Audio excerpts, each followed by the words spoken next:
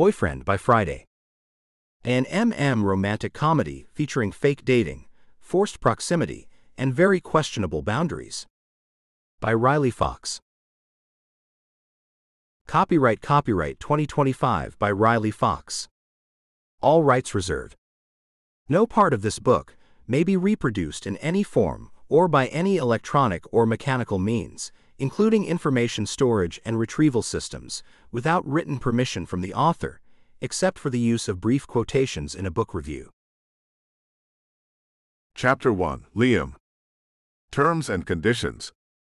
I arrived at Mosaic Communications precisely 47 minutes before the 9 a.m. meeting.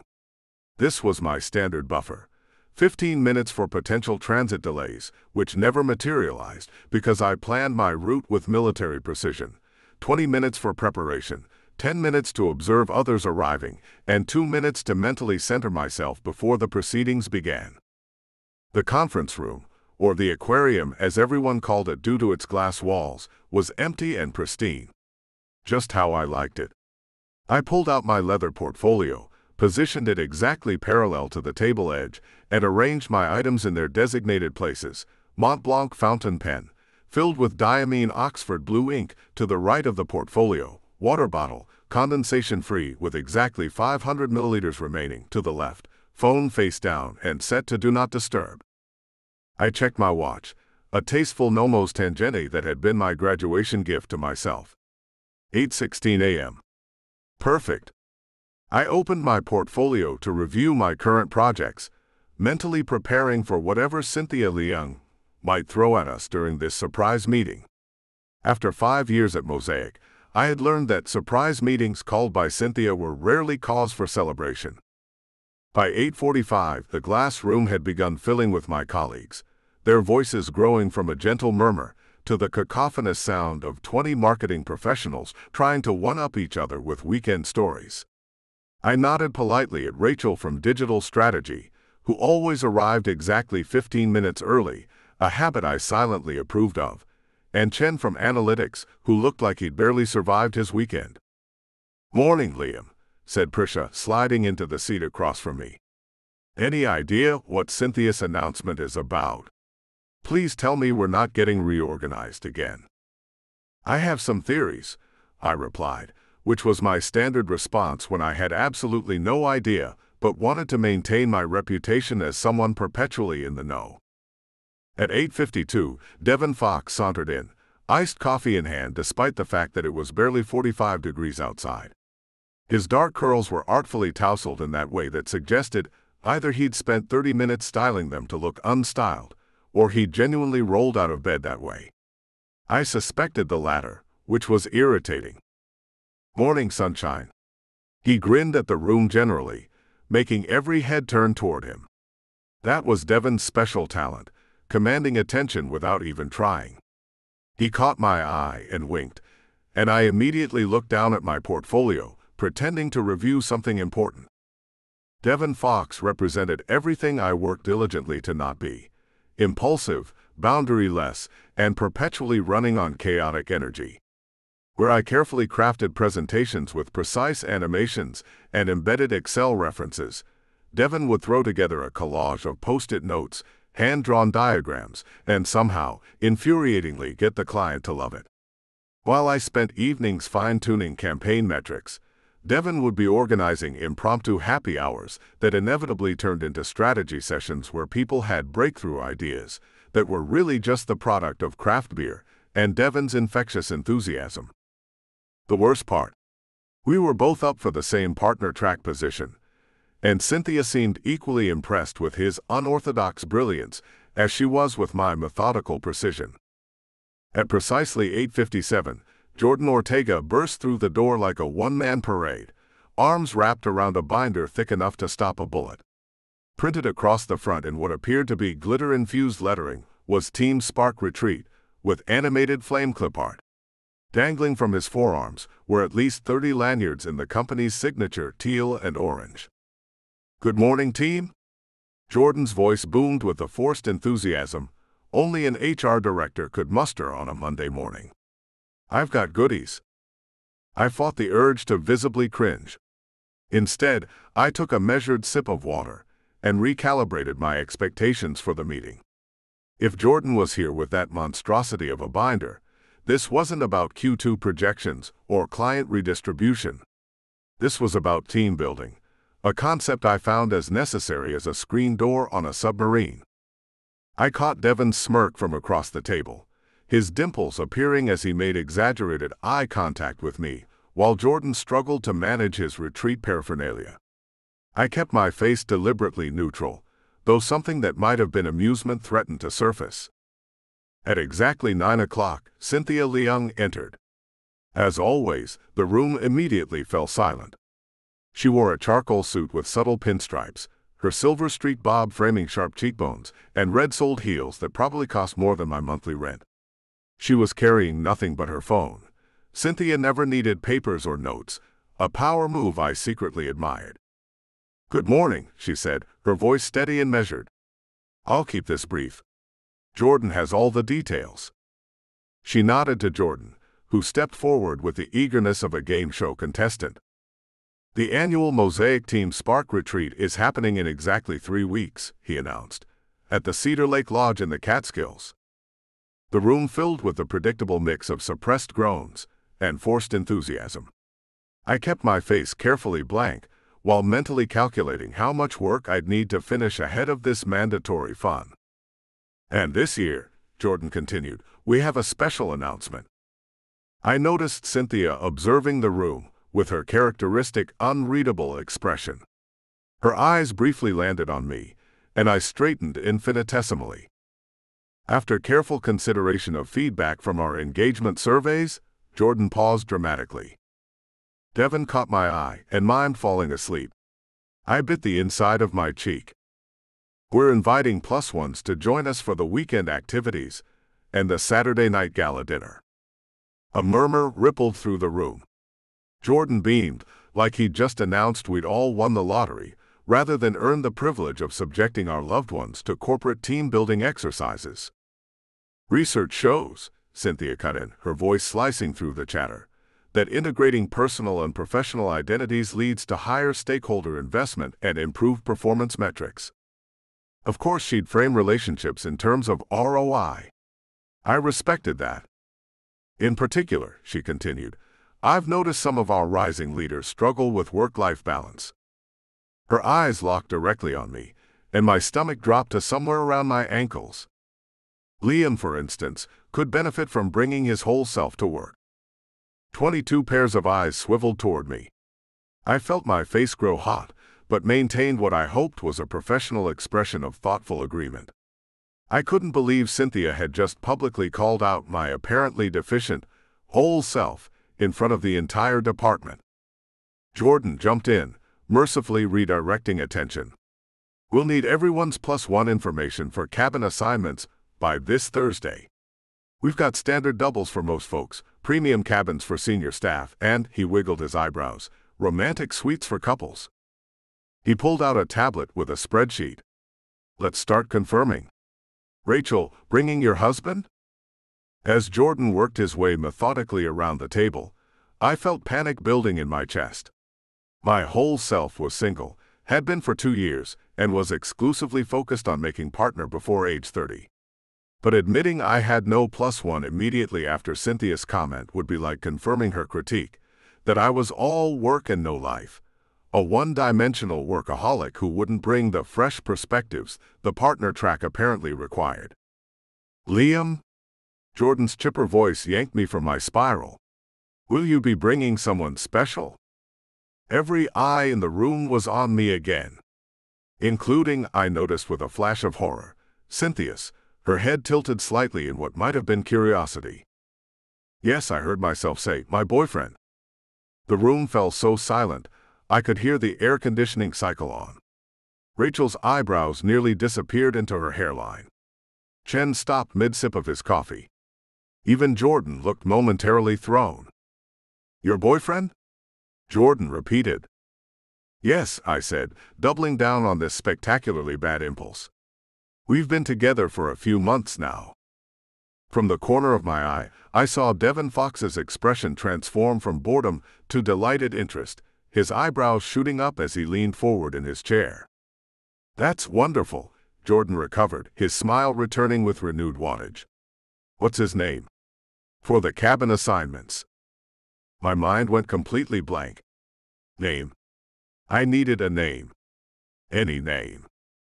"Michael," I said finally, borrowing my cousin's name. "Michael Kim." "Perfect," Jordan made a note in his tablet. "I'll put you two in one of the romantic cabin suites. They have fireplaces and those big soaking tubs." He actually winked at me. I gripped my pen so tightly I feared it might snap, leaving a catastrophic ink stain on my portfolio, the perfect visual metaphor for what my life had just become. Cynthia was still watching me, her expression unreadable except for the slightest narrowing of her eyes, her signature silent stare of doom that suggested she was seeing straight through to your soul. And possibly finding it wanting. The meeting continued, but I barely heard Jordan's enthusiastic descriptions of trust falls and innovation hikes. My mind was busy calculating just how spectacularly I had sabotaged myself. I had approximately 3 weeks to either produce a boyfriend named Michael Kim or admit I had lied in front of the entire department, including the woman who would decide my professional fate. The moment the meeting ended, I escaped to my office, closed the door, and tried not to hyperventilate. I opened a new Excel file, titled it Relationship Contingency Plan, and began creating tabs: Potential Candidates, Risk Assessment, Timeline, and Abort Scenarios. Under Potential Candidates, I listed every single man I knew who might conceivably agree to pretend to be my boyfriend for a weekend. The list was depressingly short and primarily consisted of my college roommate married, my barber straight, and my cousin Michael, whose name I'd already used and who lived in Seoul. I was halfway through a pros and cons analysis of hiring a professional escort. Pro: no emotional entanglement. Con: potentially illegal, when a knock on my door frame made me nearly jump out of my skin. Devon Fox was leaning against the doorway, one ankle crossed over the other, sipping his ever-present iced coffee through a metal straw. He looked annoyingly relaxed in his rolled-up sleeves and slightly rumpled button-down that somehow still looked designer. "So," he drawled, his dimple making an appearance, "boyfriend trouble, Mr. Spreadsheet?" I quickly minimized the spreadsheet, but not before Devon's eyes widened with glee. He'd seen it. "I don't know what you're talking about," I said, adjusting my glasses in what I hoped was a dismissive gesture. Devon stepped into my office uninvited and closed the door behind him. "I think you do." He dropped into the chair opposite my desk, sprawling in a way that somehow took up more space than should be physically possible. "Unless there really is a Michael Kim? In which case, I'd love to meet the man who managed to get those 10-foot steel rods out of your—" "There is no Michael Kim," I hissed, cutting him off. "Are you happy now?" Instead of the mockery I expected, Devon's face lit up with what appeared to be genuine delight. "I knew it. Liam Cho, telling a bald-faced lie in a company meeting. I'm actually impressed." "Yes, well, now I'm completely screwed." I ran a hand through my hair, immediately regretting it as I felt several strands fall out of their precise styling. "I don't know what I was thinking." "You were thinking you didn't want to look like the odd man out after Cynthia put you on the spot," Devon said, surprisingly perceptive. "Pretty normal human reaction." I sighed, minimizing the spreadsheet. "Well, I've created a disaster. Now I need to either find a boyfriend in 3 weeks or admit I lied." "Or," Devon said, leaning forward with his elbows on his knees, "you could bring a fake boyfriend." That was literally what I was just— I stopped as understanding dawned. "No. Absolutely not." "Why not?" Devon's grin widened. "I'm an excellent boyfriend. Just ask my exes." "Well, maybe not all of them." "You cannot be serious." "Deadly serious." Devon took a long sip of his coffee. "Think about it, Liam. I already know everyone at the company, so I won't need briefing. I'm charming and sociable, so no one will question why you're with me. And," his eyes twinkled with mischief, "we could have some fun with this." "Fun?" I repeated the word, like it was in a foreign language. Yes, fun? That thing normal humans experience occasionally? Devon tilted his head. Look, we're both up for the same promotion. You need a boyfriend. I need, he paused, considering, let's just say I have my reasons. We help each other out, no strings attached. My brain was racing. Having Devon as my fake boyfriend would be like willingly setting myself on fire. He was unpredictable, boundaryless, and would absolutely take pleasure in making me uncomfortable. But he was also quick-witted, universally liked, and I had to admit, convincing as someone who might be in a relationship with me, if only because no one would believe I could make up someone so unlike myself. What's in it for you? I asked suspiciously. Devon shrugged, but there was something careful in the gesture. Maybe I just want to see you squirm. Or maybe I have my own reasons for wanting to appear settled when my parents show up for my sister's wedding the week after. I narrowed my eyes. So you want to practice being in a relationship? With me? Don't flatter yourself, Cho. I'm offering a mutually beneficial arrangement between two consenting adults. He winked. Unless you'd rather tell Cynthia that you made up a boyfriend to sound more well-rounded right before partner decisions. He had me there, and he knew it. Fine, I said stiffly. But we need rules. Clear boundaries. Devon smiled like a cat who'd gotten the cream. I expected nothing less from you. I spent the next hour drafting what could only be described as a relationship prenuptial agreement. 5 pages, single-spaced, with clearly defined sections for public displays of affection, backstory consistency, and termination clauses. I even included an appendix for exceptional circumstances. Devon read through it while dramatically sighing and adding neon post-it notes with revisions throughout.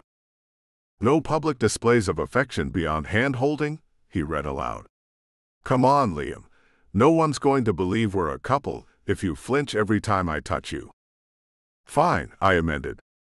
Acceptable displays include hand-holding, arm around shoulder, and brief hugs. Devon wrote kissing, TBD winking face on a pink post-it and slapped it onto the page. Absolutely not, I said. We'll see, he replied with infuriating confidence. As I was explaining the critical importance of the section detailing our meet-cute story, coffee shop, spilled drink exchange of numbers, Jordan Ortega walked by my glass-walled office. He stopped dead in his tracks, eyes widening comically as he took in the sight of Devon lounging in my visitor chair, his feet now propped on the corner of my immaculate desk. Oh my God, Jordan squealed, his hands coming up to his cheeks. You too? Devon shot me a look that clearly said, follow my lead. The cat's out of the bag, babe, Devon said to me with a wink. We don't have to hide anymore. My smile felt like it was made of plastic. Yes. Devon is Michael. Jordan's eyes narrowed in confusion. He uses his middle name with people he doesn't know well, Devon cut in smoothly. Security thing. You know how private my Liam is. My Liam. I was going to have a stroke. This is amazing. Jordan was practically vibrating with excitement. I had no idea. Though now that I think about it, the tension between you two makes so much more sense now. Tension. I echoed weakly. I need to update the cabin assignment. Jordan was already typing furiously on his phone. And tell Cynthia. She'll be thrilled. Before I could protest, Jordan was gone, and within seconds my phone chimed with a company-wide email going out. Team Spark update. Congratulations to our adorable couple Liam Cho and Devon Fox. Looking forward to hosting you in Cabin Pine, number 4, with the romantic hot tub package. Hashtag couple goals, hashtag Team Spark, hashtag Mosaic family. My phone chimed again almost immediately. A text from Cynthia.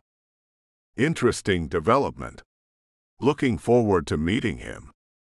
I looked up at Devon, who had made himself comfortable spinning in my visitor chair, idly reorganizing my precisely arranged pen collection by color rather than function. This is a disaster, I said. Devon grinned, holding up my favorite fountain pen. I think it's going to be fun. In that moment, I felt a strange mixture of dread and, surprisingly, relief. At least my fake boyfriend problem was solved, even if the solution might be worse than the problem. If you get ink on your hands, I warned, I'm not responsible for the consequences. Devon just laughed and continued spinning in my chair, completely unconcerned about the chaos he just introduced into my meticulously ordered life. Chapter 2, Devon. Coffee and Chaos. I almost missed Liam's extremely professional, extremely detailed, fake relationship contract because I'd stashed my phone between stacks of promotional copy while avoiding a deadline. When I finally checked my messages, Outlook pinged with a new email titled Partnership Agreement, Confidential. Honestly, it was the all caps that made me smile. I kicked away from my desk, spinning lazily toward the window as I tapped the attachment. Who needs the creative brief for Westcliff Solutions when there's a PDF titled Relationship Agreement version 1.3 to dissect? The 1.3 was killing me. Had there been previous drafts? Did Liam spend his entire night on this? Partnership parameters mutually agreed upon by Liam Cho and Devon Fox. I read aloud, taking a sip of my third iced coffee of the day, the ice long melted into a watery caffeine soup. I scrolled further. For the purpose of preventing professional embarrassment and maintaining appropriate appearances during the Mosaic Strategies executive team retreat. God, did he practice this in a mirror? I spun back to my desk, a colorful explosion of half-finished briefs, inspirational sticky notes in neon colors, and 3 dying plants I kept promising to water. The organizational contrast between us couldn't be more stark. Liam probably had a separate drawer for each color of pen. I scrolled further down, nearly choking on my coffee when I hit section 3.2. 3.2 Acceptable Terms of Endearment. The following pet names may be employed for authenticity. Babe sparingly. Hun, in professional settings only. First name nicknames see Lee. Note, sweetie, honey, pumpkin, and any food-related endearments are expressly prohibited. Oh my God, I whispered, immediately taking a screenshot. This was too good not to share. I flipped to the Slack channel labeled Work Besties and dropped in the screenshot with the caption, "Guess who's fake dating the human spreadsheet?" My phone immediately buzzed with responses. Jess, you're shitting me. Aaron, I knew it. Pay up, Jess, I told you he was gay. Jess, not about that, idiot. About Devon, somehow convincing Mr. Stick Up His Ass to even acknowledge him. I shot back, I'll have you know I'm a catch. Also, there's an entire section on physical contact parameters that's color-coded by body part. While they exploded with questions, I kept scrolling through the document, each page more absurdly detailed than the last. There was a section on what clothes I should pack, business casual with one formal outfit, how we'd respond to questions about how we met, mutually agreed coffee shop narrative, and, this was my personal favorite, a contingency plan for relationship dissolution post-retreat. Liam had literally outlined our breakup before we'd even fake dated. I grabbed a pen, the glitteriest one I owned, and opened the PDF in an editor. This contract needed some Devon flair. Under acceptable terms of endearment, I added, Devon reserves the right to call Liam Honey Bunny in front of Cynthia exactly once, to be saved for maximum impact. Under physical contact parameters, I circled hand-holding, maximum 5 minutes, and wrote counterproposal, hand-holding as needed with hourly 5-minute breaks for palm sweat prevention. I added heart-eyed emoji stickers to random corners, drew stick figures of us holding hands in the margins, and created an entirely new clause titled Spontaneity Allowance that gave me permission to improvise relationship authenticity when absolutely necessary. I signed the last page with a flourish, added a lipstick mark beside my signature, and sent the whole thing back with the subject line, Partnership Agreement version 1.3.5, now with 50% more affection. His response came 3 minutes later. We need to talk. Fox and Fig, 7 p.m. No greeting, no sign-off. Classic Liam. Yo, Dev.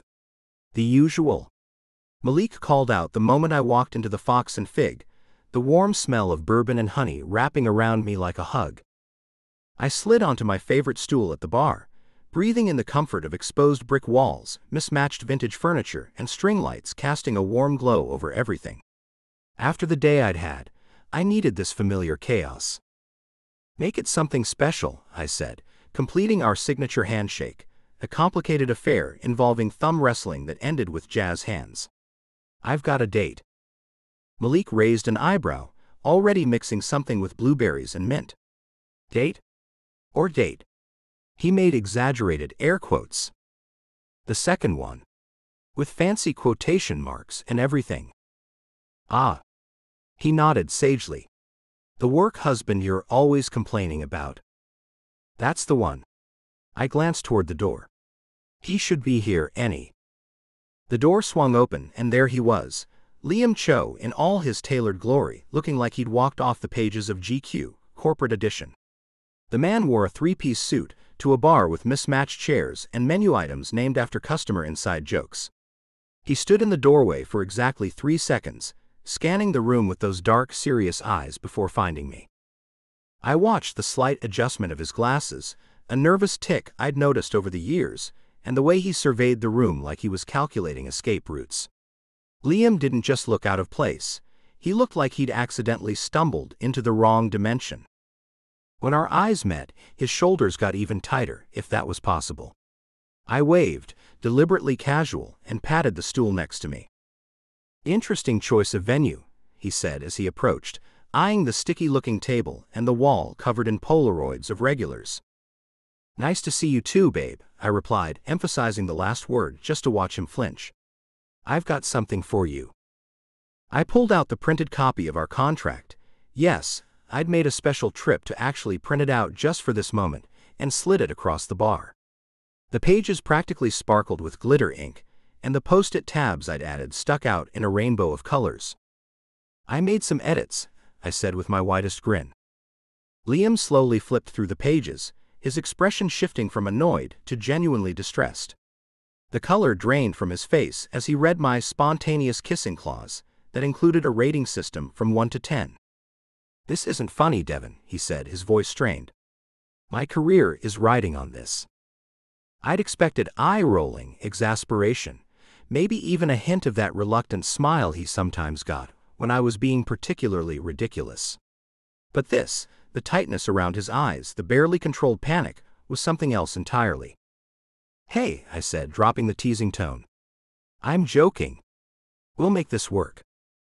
Malik slid 2 drinks across the counter, giving me a questioning look. I nodded slightly, and he wandered to the other end of the bar, giving us space. "This is yours." I pushed the perfectly clear gin and tonic toward Liam. "Figured you weren't a blue drink guy." "Thank you," he said stiffly, taking a careful sip. "Very observant. Meanwhile, this beauty is mine." I gestured to my electric blue cocktail, garnished with berries and a tiny paper umbrella. "It's called the Absolute Chaos." Malik named it after me. That earned me a slight twitch of his lips, not quite a smile, but I'd take it. "So." Liam pulled out an actual notebook. "We need to establish our story. How long we've been dating, shared interests, how we got together." 3 months, I interrupted. Long enough to be serious, but new enough that we wouldn't have mentioned it much at work. We bonded over that disaster Henley presentation, where the client insisted on that awful green for their rebrand. Liam blinked, seemingly surprised I'd given this actual thought. "You were stressed. I brought you coffee, we started talking about things other than work, and then boom, chemistry." I shrugged. Simple, believable, and based on a real event people saw. "That's actually logical." Don't sound so shocked. I do occasionally have good ideas. I took a sip of my drink. "Now, as for the retreat itself, have you seen the itinerary yet? Please tell me there's no trust falls." Liam grimaced, pulling out his phone. "Worse. There's a couple's massage scheduled for Saturday." "You say that like it's a death sentence." I laughed. "It's just a massage. With oils. And touching." His hand trembled slightly as he scrolled through the itinerary. "It's professional touching, not a free-for-all," I assured him. Though if your shoulders get any tighter, you might actually need it. Have you been stress-baking spreadsheets all night? Liam ignored the question, still scrolling. There's also a relationship communication workshop on Friday evening and something called partner yoga on Sunday morning. Partner yoga? Cynthia's really going all in on this couples retreat thing. It's a relationship-building exercise designed to foster trust and... I know what partner yoga is, Liam. I'm just surprised Cynthia the Dragon Leung approved an activity that might mess up her blazer. That got me a real almost smile. Progress. We spent the next 20 minutes going through the logistics, what to pack, how we'd handle room arrangements. Apparently we'd been assigned the couple suite, and whether we needed a signal for emergency extractions from awkward conversations. 2 drinks in, I finally asked the question that had been bothering me since yesterday. Why me? Liam looked up, genuinely startled. What? Why ask me to do this? You could have asked anyone. He shifted uncomfortably. You were convenient. Unattached. Already going on the retreat. I raised an eyebrow. Half the marketing department fits that description. Try again. Liam looked down at his drink, turning the glass slowly between his fingers. You're good with people. They like you. You make things seem effortless even when they're not. Are you actually complimenting me right now? Should I check if the sky is falling? He sighed. And this is exactly why I hesitated. You can't take anything seriously. That's not true. I leaned forward. I just took a compliment from you, very seriously. So seriously that I'm now wondering if you've been body snatched. Devon. I'm kidding. I held up my hands. But for real, I appreciate you saying that. And I promise I won't completely embarrass you at this thing. Thank you. He nodded, relief visible in the slight easing of his shoulders. This promotion it's everything I've been working toward. Partner track by 32. My parents, he trailed off. Hey, I get it. And surprisingly, I did. We all have our things. Yours is climbing the corporate ladder with perfectly polished shoes. Mine is making sure I don't die of boredom while doing it. Liam almost smiled again, a record for one conversation. Your approach to life is enigmatic to me. That's a fancy word for you think I'm a mess, I translated. But that's okay. Most people do. I didn't say that. You didn't have to. It's written all over your face every time you see my desk. He didn't deny it, which made me laugh. At least he was honest. The evening wound down with a second round of drinks and increasingly detailed planning. By 9:30, Liam had a color-coded schedule of the retreat on his phone, and I had approximate times for all our couple appearances. As we prepared to leave, I pulled out a pen and flipped to the last page of our glitter-bombed contract. In my best handwriting, I added, Rule number 27, no catching real feelings. That would be messy and unprofessional. I signed it with a flourish and pushed it toward him. One last rule. Just to be safe. Liam read it, his expression unreadable. Agreed, he said, signing his name in his perfect, precise handwriting. That would be inadvisable. Totally inadvisable, I echoed, ignoring the strange twinge in my chest. Catastrophic, even. Exactly. We both nodded, a little too emphatically. Outside the bar, we headed in opposite directions, Liam to his sleek high-rise condo, me to my colorful but chaotic studio apartment 6 blocks away. The night air was cool against my face, clearing away some of the cocktail fog. I pulled out my phone and on impulse, snapped a ridiculous selfie. I widened my eyes, puckered my lips, and held my phone at that classic MySpace angle that no one had used since 2007. I sent it to Liam with the caption, practicing my adoring boyfriend face. Thoughts? I kept walking, not really expecting him to respond right away. Liam probably had a designated time for checking personal messages that wouldn't arrive until morning. But my phone buzzed a minute later. Too much.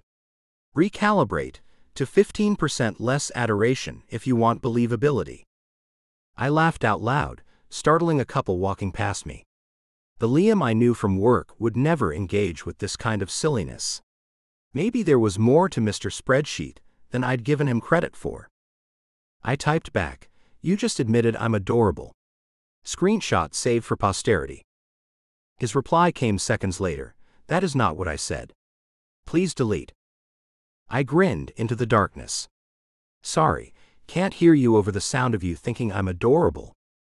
There was a longer pause before the next message appeared. "We need to work on your listening skills before the retreat. Good night, Devon." "Good night, honey bunny," I whispered to my phone, though I didn't type it. As I walked home, I tried to ignore the small, dangerous part of me that was actually looking forward to this charade. There was something about breaking through Liam's perfect exterior that felt surprisingly satisfying, like unwrapping a perfectly packaged gift just to see what was inside. But that was dangerous territory for someone who was only pretending. And besides, rule number 27 was clear: no catching feelings. How hard could that be?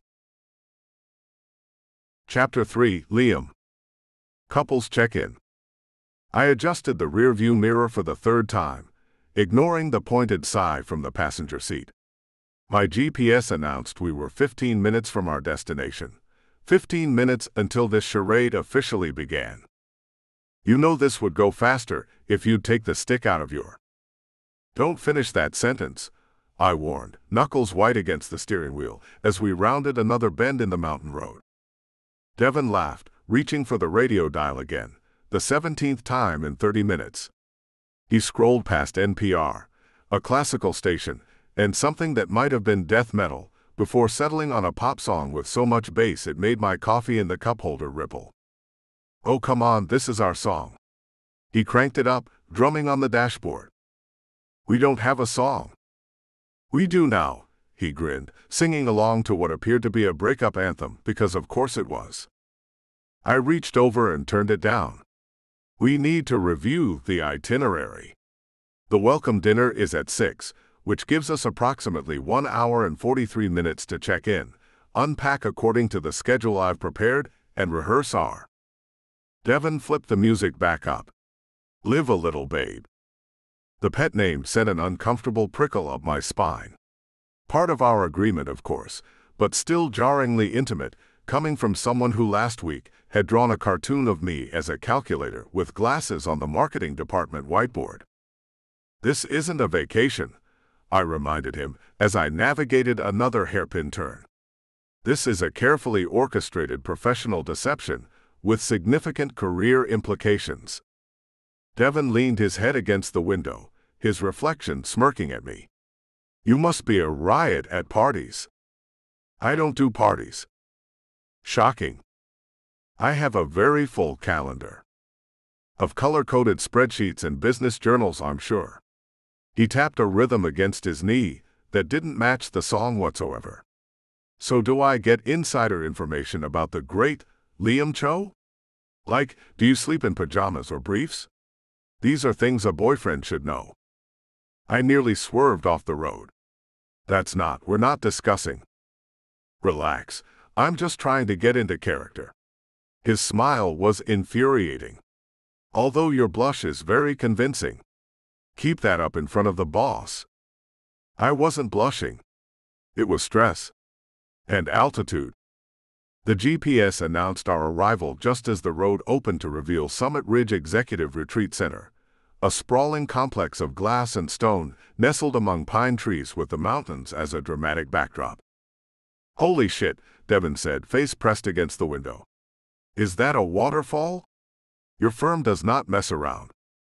"Cynthia believes in investing in leadership cultivation," I said, pulling into the circular drive where a valet appeared instantly. "And stop swearing. It's unprofessional. Should I start calling you sir instead of honey?"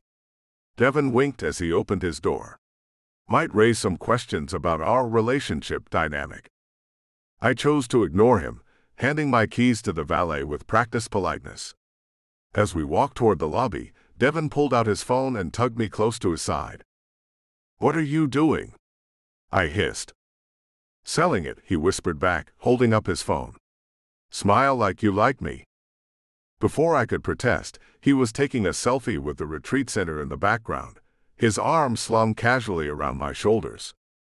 I managed something resembling a smile, but felt like my face might crack from the effort. Perfect, he grinned, thumbs flying across his screen. Captioning it Mountain Retreat with the BF, who's still stressed about being away from his laptop. Might hide it later, IDK. He paused, looking up at me. Hashtag couple goals, hashtag workaholic boyfriend, hashtag send help. You're not posting that. Too late. He pocketed his phone with a triumphant smile. Gotta establish our digital footprint. Every legitimate couple documents their relationship online these days. I wanted to strangle him, but we'd arrived at the reception desk and I needed to focus. I had 15 mental flowcharts prepared for every possible check-in scenario. None of them included Jordan Ortega materializing beside us, wearing a forest green polo shirt with Team Spark emblazoned across his chest in what appeared to be flame-styled letters. You made it, he practically shouted, engulfing us both in a group hug that smelled of peppermint and excessive enthusiasm. Jordan, I managed, extracting myself while trying not to visibly recoil. Good to see you. The power couple. He beamed, stepping back to admire us like we were his personal creation. I saw your picture online already, Devon. So cute. When Cynthia told us Liam was bringing his partner, we were all shocked, but then it made total sense. The uptight numbers guy and the creative wild child.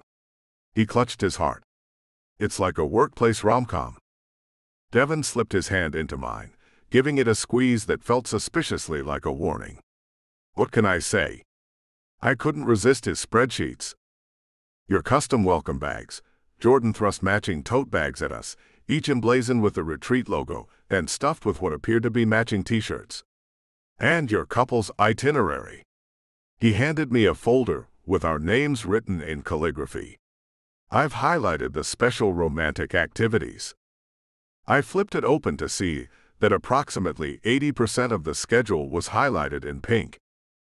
We've put you in our premium accommodation, Jordan continued, signaling to a bellhop who appeared with our luggage. The Alpine Romance Suite has the most spectacular mountain views. You can thank me later. He winked so aggressively, I worried he'd strain something. That's really not, I started. We're so grateful, Devon interrupted, squeezing my hand again, harder this time. Isn't that right, honey? I forced my face into what I hoped was a grateful expression. Absolutely. Perfect. Dinner's at 6, in the Cedar Grove Pavilion. Cocktail attire, signature drinks named after personality types, trust falls optional but encouraged. Jordan glanced at his watch. Gotta run. Tori's flight just landed and she needs a pickup. See you lovebirds later. He bounced away, leaving us with the bellhop, a soft-spoken man who smiled apologetically. If you'll follow me to your suite? Suite. I whispered to Devon as we walked. As in singular? What did you expect? He whispered back. We're dating, remember? I expected professional accommodations with separate sleeping arrangements. Devon patted my arm. Breathe, Joe. I don't bite.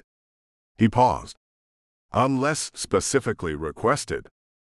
The elevator ride was mercifully short, leading to a corridor of polished wood and tasteful landscape photography. The bellhop stopped at the end, opening the door with a keycard. The Alpine Romance Suite, he announced, stepping aside. I froze in the doorway, taking in the scene before me. The suite was undeniably beautiful, with floor-to-ceiling windows showcasing a panoramic mountain view. A stone fireplace dominated one wall. A bottle of champagne sat in an ice bucket beside a platter of chocolate-covered strawberries. And in the center of the room stood a single king-size bed, covered in rose petals arranged in the shape of a heart. Devon burst out laughing behind me. Will there be anything else, sir? The bellhop asked, setting our bags down. I opened my mouth to demand alternate accommodations when Devon slid smoothly around me. This is perfect, thank you. He pressed a tip into the man's hand. We'll take it from here. The door closed behind the bellhop, and I finally found my voice. This is unacceptable. I pulled out my phone. I'm calling the front desk. There must be other rooms available. Good luck with that, Devon said, wandering to the window. Jordan said they're fully booked, and making a scene about not wanting to share accommodations with your boyfriend might raise some eyebrows, don't you think? He had a point, but I wasn't about to admit it. There has to be a solution. There is. It's called being adults about it. Devon flopped onto the bed, sending rose petals flying. I don't have cooties, Joe. That's not. I pinched the bridge of my nose. This wasn't part of the agreement. No, but it's a foreseeable circumstance that any competent risk assessment would have identified. He stretched, hands behind his head, looking infuriatingly comfortable. For someone so obsessed with planning, you sure miss some obvious contingencies. I turned away, taking a measured breath. I'll build a divider. But what now? I marched to the bed and began stripping it of its decorative pillows, arranging them in a line down the center. A barrier. Your side, my side. Devon watched me with undisguised amusement. The great wall of sexual tension. Very mature. It's not about, I stopped myself, recognizing the bait. It's about maintaining appropriate boundaries in a professional arrangement. Whatever helps you sleep at night, babe, Devon said, rolling off the bed and heading to his suitcase. He unzipped it and began removing clothes, a chaotic jumble of colors and patterns that made my eye twitch. I unpacked my own suitcase with methodical precision, hanging each shirt and pair of pants exactly 1 inch apart in the closet. When I turned around, Devon was casually placing his wildly patterned button-downs next to my carefully organized neutrals. What are you doing? I asked. Unpacking. He hung a shirt that could only be described as a tropical explosion next to my charcoal gray Oxford. That's what couples do. Share a closet. We're not actually. We're supposed to be convincing, right? He nudged my perfectly aligned shoes aside to make room for his sneakers. If someone drops by unexpectedly, separate closets would be suspicious. I hated that he was right. Again. The sight of our clothes hanging together, his bright chaos invading my monochromatic order, created an odd sensation in my stomach. Like vertigo, but internal. Have you ever actually had a relationship that lasted long enough to share a closet? The question came out sharper than I intended. Devon paused, his expression flickering for a moment, before settling back into his usual smirk. None of your business, spreadsheet. It is my business, if we're supposed to be convincingly portraying a couple. Then yes, he said, turning back to his suitcase. I've shared closets, bathrooms, streaming passwords, and one very unfortunate gym membership. I'm intimately familiar with the dynamics of coupledom, which puts me one up on you, I'm guessing. The accuracy of his assessment was irritating. I've had relationships. With humans, or with your productivity apps. I ignored him, unpacking my toiletry bag with its travel-sized containers of precisely measured personal care products. Devon finished his unpacking, if you could call shoving unfolded clothes into drawers unpacking, and threw himself back on the bed, dislodging my carefully constructed pillow wall. We have 45 minutes before we need to get ready for dinner, I reminded him. Perfect. He pulled a notepad from the nightstand and patted the space beside him. Pop quiz time. What are you talking about? Sit. He pointed imperiously at the bed. We need to review our couple facts. I reluctantly perched on the edge of the mattress, as far from him as possible. I've already prepared a comprehensive relationship backstory. It's tabbed in the green folder. Of course it is. He rolled his eyes. But I'm talking about the stuff that doesn't go in spreadsheets. When's my birthday? May 12th, I answered automatically. His eyebrows shot up in surprise. How did you know that? I shrugged, uncomfortable with his reaction. I saw the birthday calendar in the break room. Huh? He narrowed his eyes. Okay, what's my favorite food? Something chaotic and messy, I assume. Tacos. Close. Birria tacos, specifically. He made a note. But I'm allergic to cilantro, I replied. You mention it literally every time someone suggests Mexican food for office lunch. And you remembered. His smile seemed genuine for once. Impressive, Cho. It's called being observant. I shifted, feeling oddly exposed. My turn. What's my coffee order? Triple shot Americano, no room, except on Fridays when you get a single origin pour-over from that pretentious place 3 blocks from the office. He didn't even hesitate. You're allergic to tree nuts but not peanuts, you listen to classical music when you're stressed, and you keep a spare tie in your desk drawer for presentation emergencies. I stared at him. How do you know all that? I pay attention. He shrugged, a small smile playing at his lips. Despite what you believe, I actually notice things. Including the fact that you're weirdly protective of your blue pen and never let anyone borrow it. It's a Mont Blanc, I said weakly, unsettled by how much he'd observed. Limited edition. Such a romantic. He tapped his pen against the notepad. Okay, how did we get together? There's a detailed timeline in section 2 of the? No, I mean the story. The moment. He leaned forward, eyes bright with mischief. I'm thinking you finally cracked during the Henderson pitch when I suggested we use memes in a corporate deck.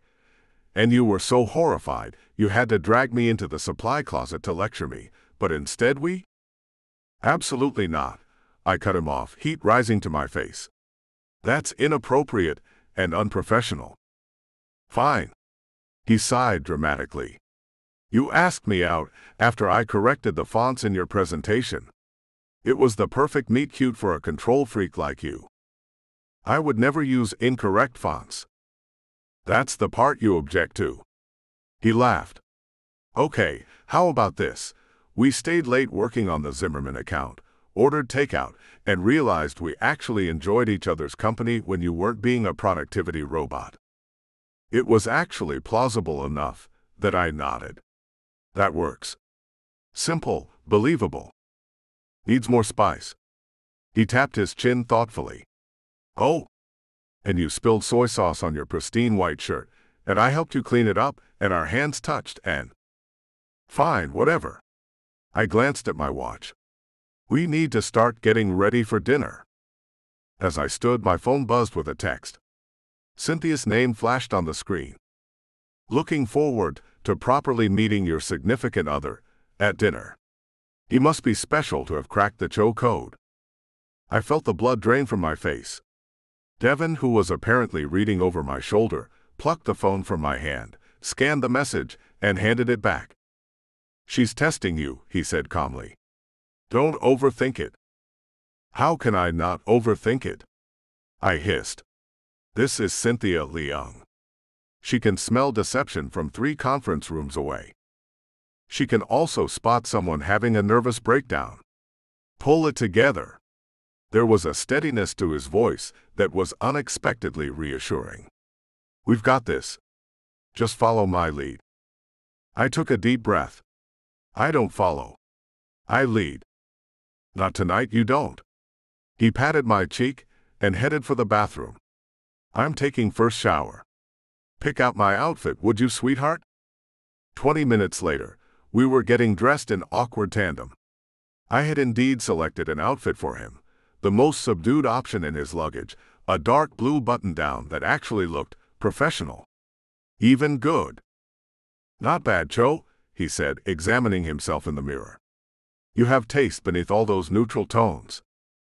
I straightened my tie for the 5th time, checking my reflection.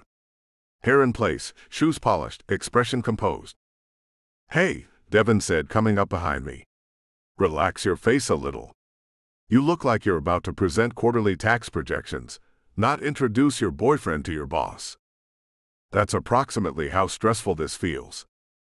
He tilted his head, studying me with unusual focus. We need to practice.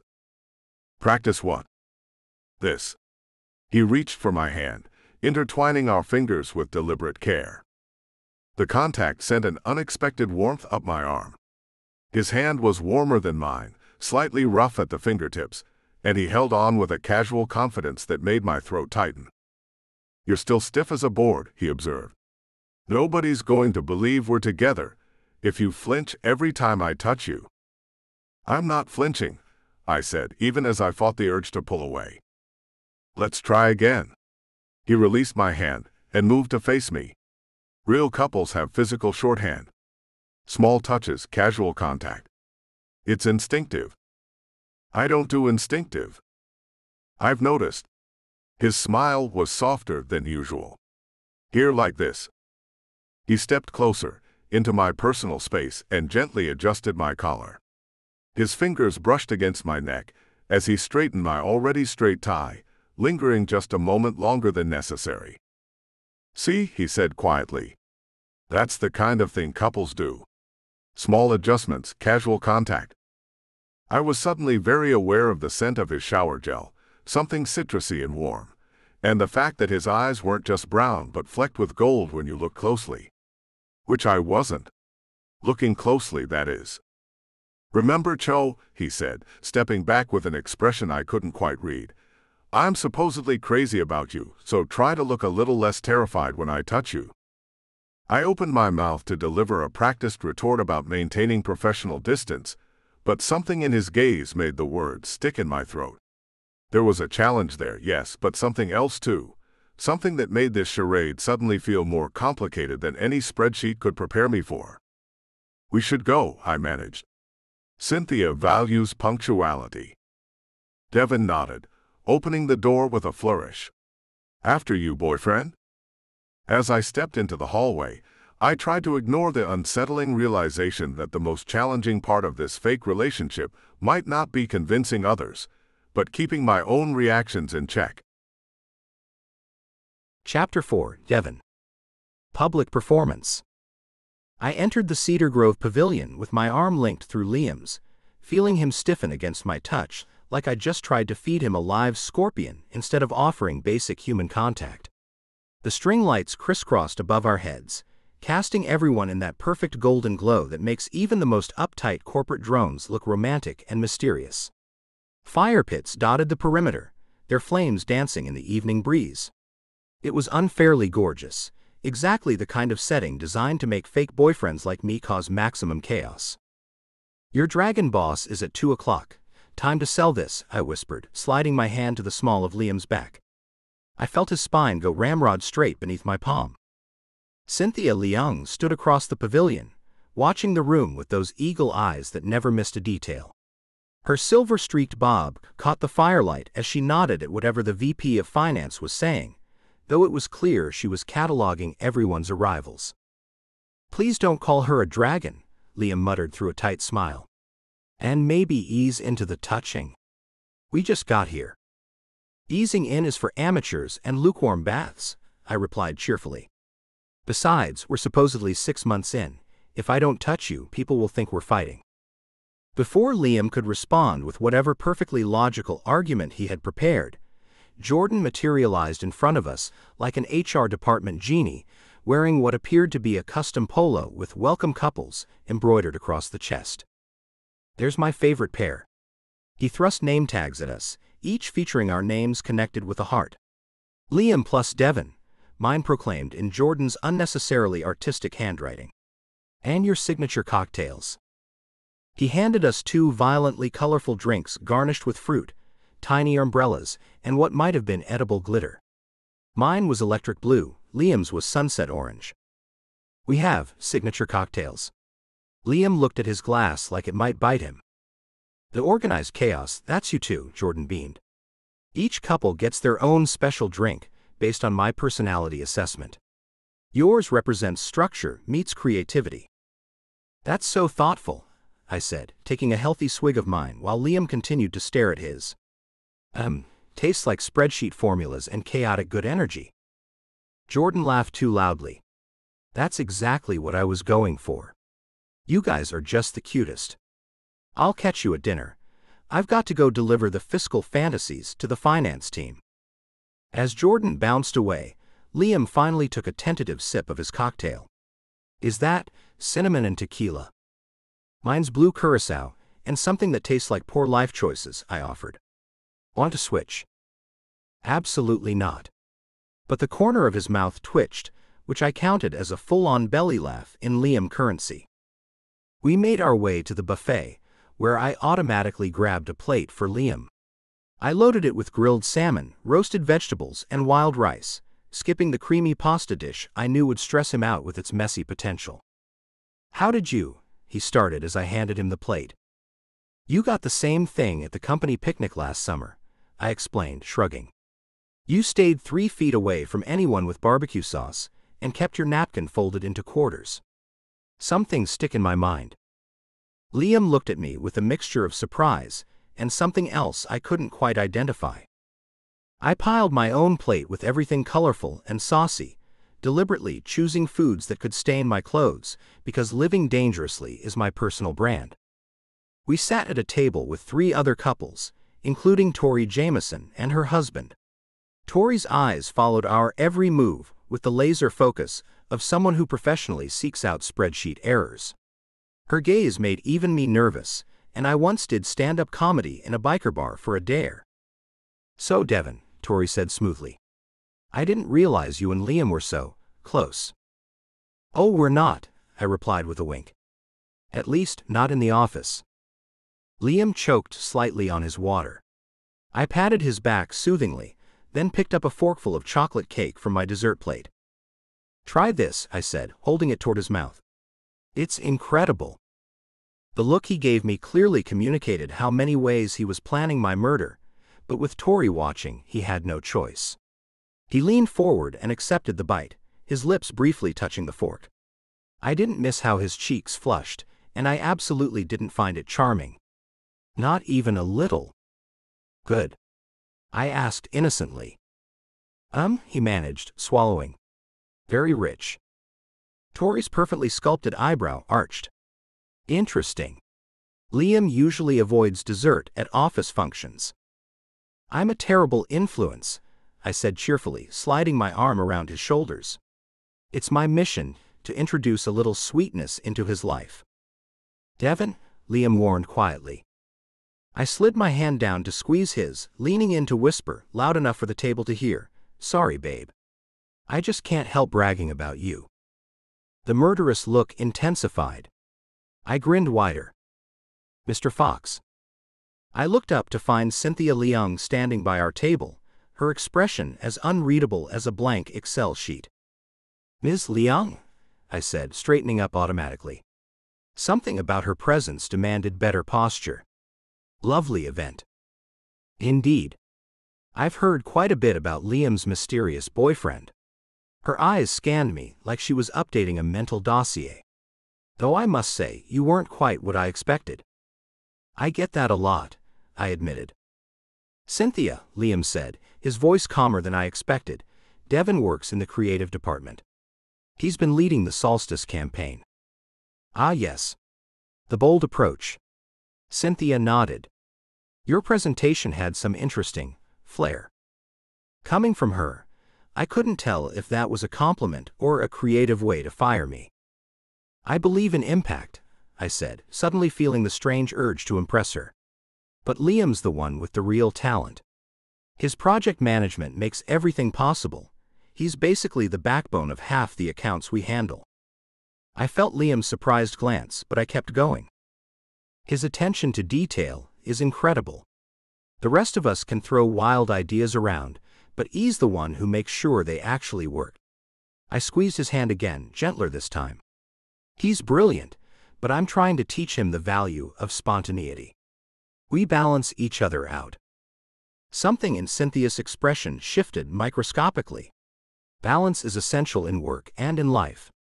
I'm glad Liam has found someone who understands that. She gave us a small nod. Enjoy your evening. As she walked away, Liam turned to me. That was terrifying. Because I think I just aged 10 years under her gaze. I was going to say surprising. You didn't have to say all that about my work. It wasn't for the act, I admitted. It's just true. The conversation around the table flowed into discussions about projects and office gossip. I kept my arm casually draped over the back of Liam's chair, and to my surprise, he gradually relaxed into it. Have you seen Liam's pen collection? I asked when someone mentioned stationery preferences. He only writes in blue-black ink. Says it has the perfect balance of authority and approachability. Liam looked at me sharply. How do you know that? You mentioned it in that meeting about the bank client. Said their branding needed to be more blue-black ink, less neon marker. I grinned. Plus, you organize your sock drawer by color. Darks to lights, no patterns mixing with solids. When were you in my... Remember when I brought those files to your apartment during the Henderson crisis? You left me waiting while you took a call, and your closet door was open. It was like looking at a color gradient chart. Very soothing. Liam's coworkers laughed, but his expression was peculiar, not angry but something softer, more surprised.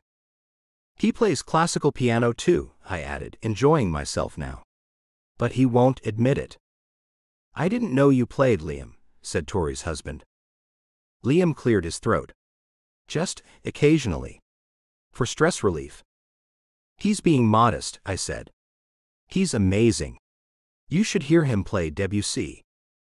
How did you know it was Debussy? Liam asked quietly. I shrugged. The playlist on your desk computer. You listen to it when you're stuck on a difficult project.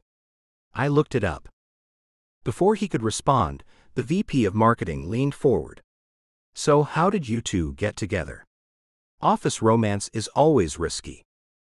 Liam tensed beside me. We had a carefully constructed story ready, something about a company happy hour and a weekend coffee that turned into dinner. Safe, believable, boring. But looking at him, at the slightly panicked set of his jaw, I decided to go off script. It wasn't exactly love at first sight, I said, smiling. More like irritation at first sight. Liam used to leave post-it notes all over my reports. They needed editing, he said automatically. They needed his version of editing, I corrected. Every margin filled with his perfect handwriting, telling me my ideas were impractical or lacking structure. The table laughed, and Liam's shoulders relaxed slightly. But then one day, I continued, buried among all the criticisms there was this note that just said, the concept in paragraph 3 is brilliant. Don't change a word. I felt my voice soften unexpectedly. And something about the way he hid that one genuine compliment among all the corrections. I don't know. It changed things. I looked at Liam, whose eyes were fixed on me with an intensity I wasn't prepared for. He pretends to be all business, but there's poetry underneath, I finished, surprised by how real my voice sounded. For a moment, the table was quiet. That's not how I remember it, Liam said finally, his voice low. My heart stuttered. Had I gone too far? Ruined our story. But then he added, I believe the note said the concept was surprisingly effective, not brilliant. The table erupted in laughter, and I found myself laughing too, relief washing through me. Under the table, Liam's hand found mine and squeezed briefly. Just for show, obviously. But nice. Jordan's voice boomed through the pavilion, announcing the evening's first activity, Partner Sync-Up Challenge. He explained that couples would answer questions about each other without conferring. I caught the flash of panic in Liam's eyes and squeezed his knee under the table. We got this, I murmured. Remember our prep session. Contrary to what I'd expected, we crushed it. When asked about Liam's coffee order, I didn't hesitate. Black during the week, 1 sugar on weekends, and he owns exactly 1 mug he actually likes, the navy blue one with the geometric pattern. Liam correctly identified my childhood pet, a rescued greyhound named Flash who slept on your bed even though your mother said no dogs upstairs, and my favorite movie, Die Hard, which he insists is a Christmas film and watches every December with peppermint schnapps. When asked about career aspirations, Liam didn't miss a beat. He wants to open his own creative studio someday. something that combines digital and physical space design. I stared at him, genuinely startled. I'd mentioned that dream exactly once, during a company happy hour when I was 2 beers in. I didn't think he'd been listening, let alone that he'd remember. When Jordan handed us our Most in Sync badges, actual badges because of course Jordan had them made, I was riding a wave of unexpected victory. Without thinking, I leaned in and pressed a quick kiss to Liam's cheek. I felt him tense under my lips, then, miraculously, relax, his body softening almost imperceptibly. When I pulled back, his expression had changed. The careful mask had slipped, revealing something startlingly vulnerable. It lasted only a second before he composed himself, but it was enough to make my heart do a weird little flip. Just the satisfaction of a job well done, obviously. Nothing more. The evening transitioned to drinks at the Mango Bar, where fire pits and low seating created intimate conversation areas. I'd expected Liam to make excuses and retreat to our room, claiming work or fatigue. Instead, he stayed beside me, nursing a whiskey and actually laughing at my jokes about Jordan's endless supply of icebreaker games. What really threw me was when he started initiating contact, a hand on my shoulder as he leaned past me for a napkin, fingers brushing mine as we shared a plate of appetizers. Small touches that felt strangely natural. "Devon," he said during a lull in conversation, "did you actually look up the Debussy piece?" I nodded, oddly embarrassed. I liked it. Clair de Lune, right? It sounded like, I don't know, like what moonlight would sound like if it could play piano. Liam looked at me like he'd never seen me before. "What?" I asked, fidgeting under his gaze. "I can be cultured. Sometimes. On alternate Thursdays." He almost smiled. "No, it's just, that's exactly how I've always thought of it." The night wound down, and couples began drifting back to their rooms. As Liam and I walked the path to our suite, the stars spread out above us in ridiculous profusion, far from city lights. "How'd I do as the boyfriend tonight?"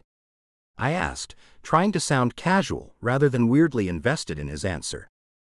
Liam was quiet for a long moment. Finally, he turned to me, his face half illuminated by the path lights, the other half in shadow. "Better than I expected." There was something in his voice I couldn't read, something quiet and almost tender that made my chest tighten unexpectedly. "High praise from Liam Cho," I said, trying to mask whatever was happening in my heart with my usual banter. "Should I expect a formal performance review? Maybe a certificate?" "Don't push it," he said, but there was no edge to it. As we reached our door, I realized with a strange certainty that I wasn't entirely sure how much of tonight had been an act. The thought should have terrified me. Instead, I found myself wondering what tomorrow would bring, and more disturbingly, looking forward to finding out. Chapter 5, Liam. The line blurs. The drumming sound of rain jerked me awake. Disoriented, I blinked into complete darkness, my heart racing as I tried to place myself. The retreat. The suite. The fake relationship. Lightning flashed, illuminating our room in stark white light for a split second, just long enough for me to see Devon's sleeping form curled on the far side of the bed. His back rose and fell with steady breaths, dark hair mussed against the pillow. My carefully constructed pillow barrier had somehow migrated to the floor during the night, casualties of sleep and the storm. Thunder boomed, rattling the windows. The bedside lamp suddenly flickered on, then immediately off again with a definitive click that suggested it wasn't coming back anytime soon. "What happened?" Devon's sleep-rough voice came through the darkness as he stirred, sheets rustling as he pushed himself upright. His silhouette was barely visible, just the suggestion of shoulders and tousled hair against the marginally lighter darkness of the window. "Power outage?" "Seems like it." My voice sounded unnaturally loud in the darkness. I reached automatically for my phone on the nightstand, fumbling until my fingers closed around the familiar shape. Storm must have knocked out the electricity. Romantic. Even in pitch darkness, I could hear the smile in his voice. I ignored the comment, tapping my phone screen. The sudden brightness made me squint as I checked the time, 2:47 a.m. Anything catastrophic happening in the digital world? Devon yawned. No service. I frowned at the no signal icon, then switched on the flashlight function. The harsh beam cut through the darkness, bouncing off the walls and making Devon throw up a hand to shield his eyes. Whoa there, interrogator. Warn a guy before you break out the spotlight. Sorry. I angled the light toward the floor, noticing a slip of paper that had been shoved under the door. Sliding out of bed, I patted across the carpet and picked it up. What's that? Devon asked, voice clearer now, fully awake. I unfolded the paper, immediately recognizing Jordan's loopy handwriting and signature excessive punctuation. Weather advisory, stay in rooms until morning. Storm protocols activated. I groaned. It's from Jordan. We're on lockdown until morning. Storm protocols? Devon chuckled. Sounds like the title of a bad spy movie.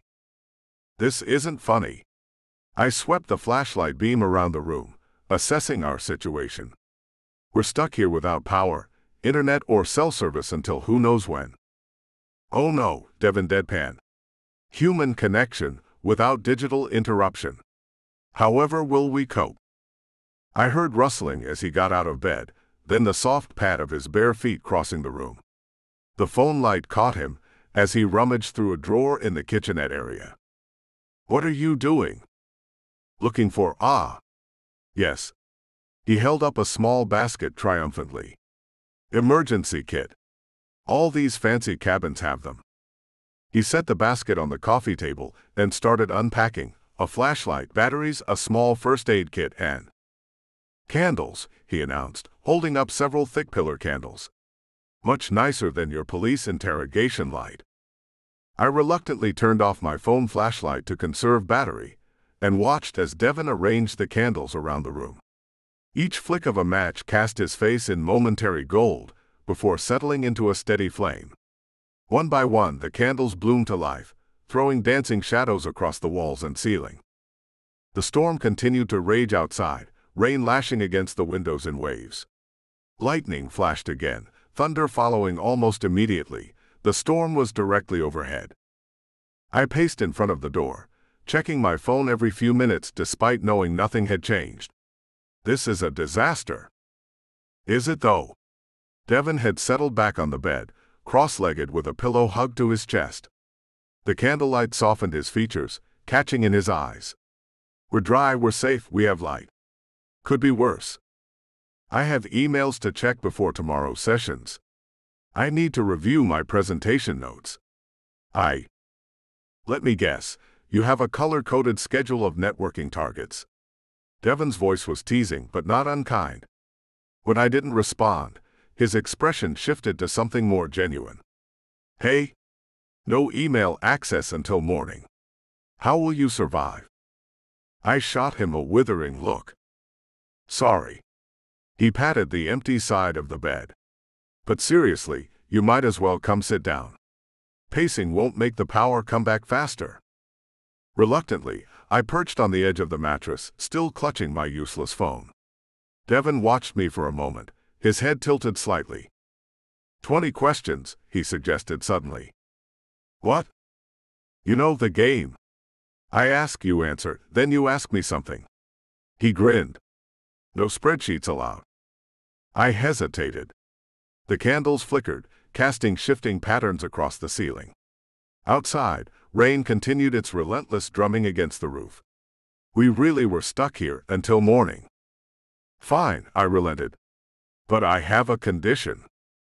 Devon raised an eyebrow. I'm listening. No lies. The words came out more serious than I'd intended. Even though this relationship is fake, let's not, I paused, searching for the right words. Let's not make up answers about ourselves. Something shifted in Devon's expression, surprise maybe, or a flicker of respect. The candlelight caught his face at just the right angle to highlight his cheekbones, the curve of his smile. Deal, he said softly. Truth only. I'll start easy. Favorite book? I relaxed marginally. This I could handle. The Great Gatsby. Devon groaned dramatically. Of course it is. Let me guess, you identified with his obsessive organizing and color-coded shirts? Despite myself, I smiled. That's not why. I like that it's about the gap between what people present to the world and who they really are. As soon as the words left my mouth, I felt oddly exposed. What's yours? The Secret Garden. When I raised an eyebrow, he shrugged. What? I like stories about hidden things coming back to life. The conversation flowed easier than I expected, moving from books to childhood pets, his, 3 cats named after spices, mine, a very serious goldfish called Professor Finn, to embarrassing work moments. Wait, I laughed as Devon described accidentally sending an internal critique of a client's logo to the client themselves. That's why we lost the Sportflex account. In my defense, their proposed rebrand did look like a demented porcupine. Devon was fully lounging now, one arm tucked behind his head. Your turn. What's the most rebellious thing you've ever done? I thought for a moment. Senior year of college. I was supposed to take the LSAT. My parents had my whole law career mapped out. Morning of the test, I just didn't go. Liam Cho, test skipper. I'm scandalized. Devon's eyes sparkled in the candlelight. What happened? 3 panic attacks, and a very long conversation where I explained I was getting a business degree instead. I shook my head at the memory. Not my finest moment. Sounds pretty brave to me, Devon said quietly. The wind howled outside, a particularly strong gust rattling the windows. I'd somehow shifted during our conversation, moving from the edge of the bed to sitting against the headboard, mirroring Devon's position. Why do you care so much about this promotion? Devon asked, his voice softer now, less teasing. I mean beyond the obvious career advancement stuff. The question caught me off guard. In the flickering candlelight, with the storm isolating us from the rest of the world, the truth slipped out easier than it should have. My parents measured love in achievements, I admitted, looking down at my hands. Straight A's meant I was good enough. A perfect piano recital earned me dinner conversation. Partner track is just the adult version. I'd never said it out loud before, not even to myself. The silence stretched between us, broken only by the steady drumming of rain. Devon didn't offer platitudes or pity, which I appreciated. Instead, he just nodded slowly. That explains the binders. A surprised laugh escaped me. The binders are practical. The binders are a security blanket with laminated tabs. Your turn, I said, eager to shift the focus. I studied him in the gentle glow of the candles, this version of Devon so different from the office jokester. Why do you always play the class clown at work? You're obviously smart, but you act like everything's a joke. His smile faltered, just for a second, so brief I might have missed it if I hadn't been watching his face. Ah. Going for the jugular. We said truth only, I reminded him. Devon sighed, running a hand through his hair. My ex said I was too much, too loud, too expressive, too everything. We worked together, and after we broke up, he made sure everyone knew exactly how exhausting I was. He shrugged, but I could see the tension in his shoulders. Easier to make it a performance than let people see it actually hurts when they agree with him. The vulnerability in his voice made something in my chest tighten. For all his easy smiles and jokes, I'd never considered that Devon might be protecting himself too, just in a completely different way than I did. For what it's worth, I said before I could stop myself, I don't think you're too much. Lightning flashed again, briefly illuminating the room in stark white light. In that flash I caught Devon's expression, surprised, unguarded, something almost soft in his eyes. When darkness fell again, broken only by the gentle flicker of candles, he seemed closer somehow, though neither of us had moved. Liar, he said, but his tone was warm. You've called me exhausting at least 12 times. Exhausting isn't the same as too much, I countered. It's different. Different how? I noticed details I'd never allowed myself to see before. The tiny scar above Devon's left eyebrow, the flecks of gold in his eyes reflected in the candlelight, the way his lips parted slightly when he was waiting for an answer. We had drifted closer during our conversation, the space between us on the bed narrowing without either of us acknowledging it. "Exhausting means I notice," I said finally, my voice lower than intended. "Even when I don't want to." Thunder rumbled in the distance, the storm beginning to move away. The rain had settled into a gentler rhythm, more background noise than violent assault on the windows. "Last question," Devon whispered, now close enough that I could feel his breath when he spoke. "Have you ever wanted to kiss someone you shouldn't?" The air between us felt charged, heavy with possibility. My gaze dropped to his lips, then back to his eyes. The candlelight threw shadows across his face as he waited for my answer, neither pushing nor retreating. Before I could think better of it, I leaned forward. We were inches apart, close enough that I could feel the warmth radiating from his skin, smell the faint mint of his toothpaste. Something uncurled in my chest, something I'd kept carefully controlled for longer than I could remember. Reality crashed back like cold water. This wasn't real. This was a performance for a promotion, a convenient arrangement, a business transaction. Whatever I was feeling was simply the product of candlelight and proximity, and the strange intimacy of the storm. I jerked away, my heart pounding against my ribs. "We should get some sleep," I said stiffly, turning away to blow out the nearest candle. The wisp of smoke curled between us like a question mark. In the new darkness, I couldn't see Devon's expression, but I felt the subtle shift as he moved back to his side of the bed. The emotional distance between us suddenly felt wider than the physical space, a chasm I had created and now didn't know how to cross. "Good night, Liam," Devon said quietly, his voice controlled in a way I'd rarely heard from him. I lay back against the pillow, staring up at the ceiling I couldn't see. "Good night." The storm continued to recede, the thunder now just a distant grumble. I closed my eyes, but sleep remained elusive, my mind replaying that almost moment over and over again. In the morning, I told myself, everything would go back to normal, spreadsheets and presentations, and the careful distance of our arrangement. For now, though, I let myself exist in this strange suspended reality, the darkness, the dying storm, and the sound of Devon's breathing slowly evening out as he drifted back to sleep beside me. Chapter 6, Devon. The Mango Challenge. I spotted Jordan immediately when Liam and I walked into the Mango Bar, mostly because he was wearing a neon yellow polo emblazoned with the words, "Shake Things Up," in capital letters. The man was physically incapable of subtlety. "Pretend you didn't see him," I whispered to Liam as we entered the outdoor bar area. The space was gorgeous, stone fire pits scattered between high-top tables, twinkling string lights overhead, and a stunning mountain view beyond the railing. Shame, it was about to become a corporate hellscape.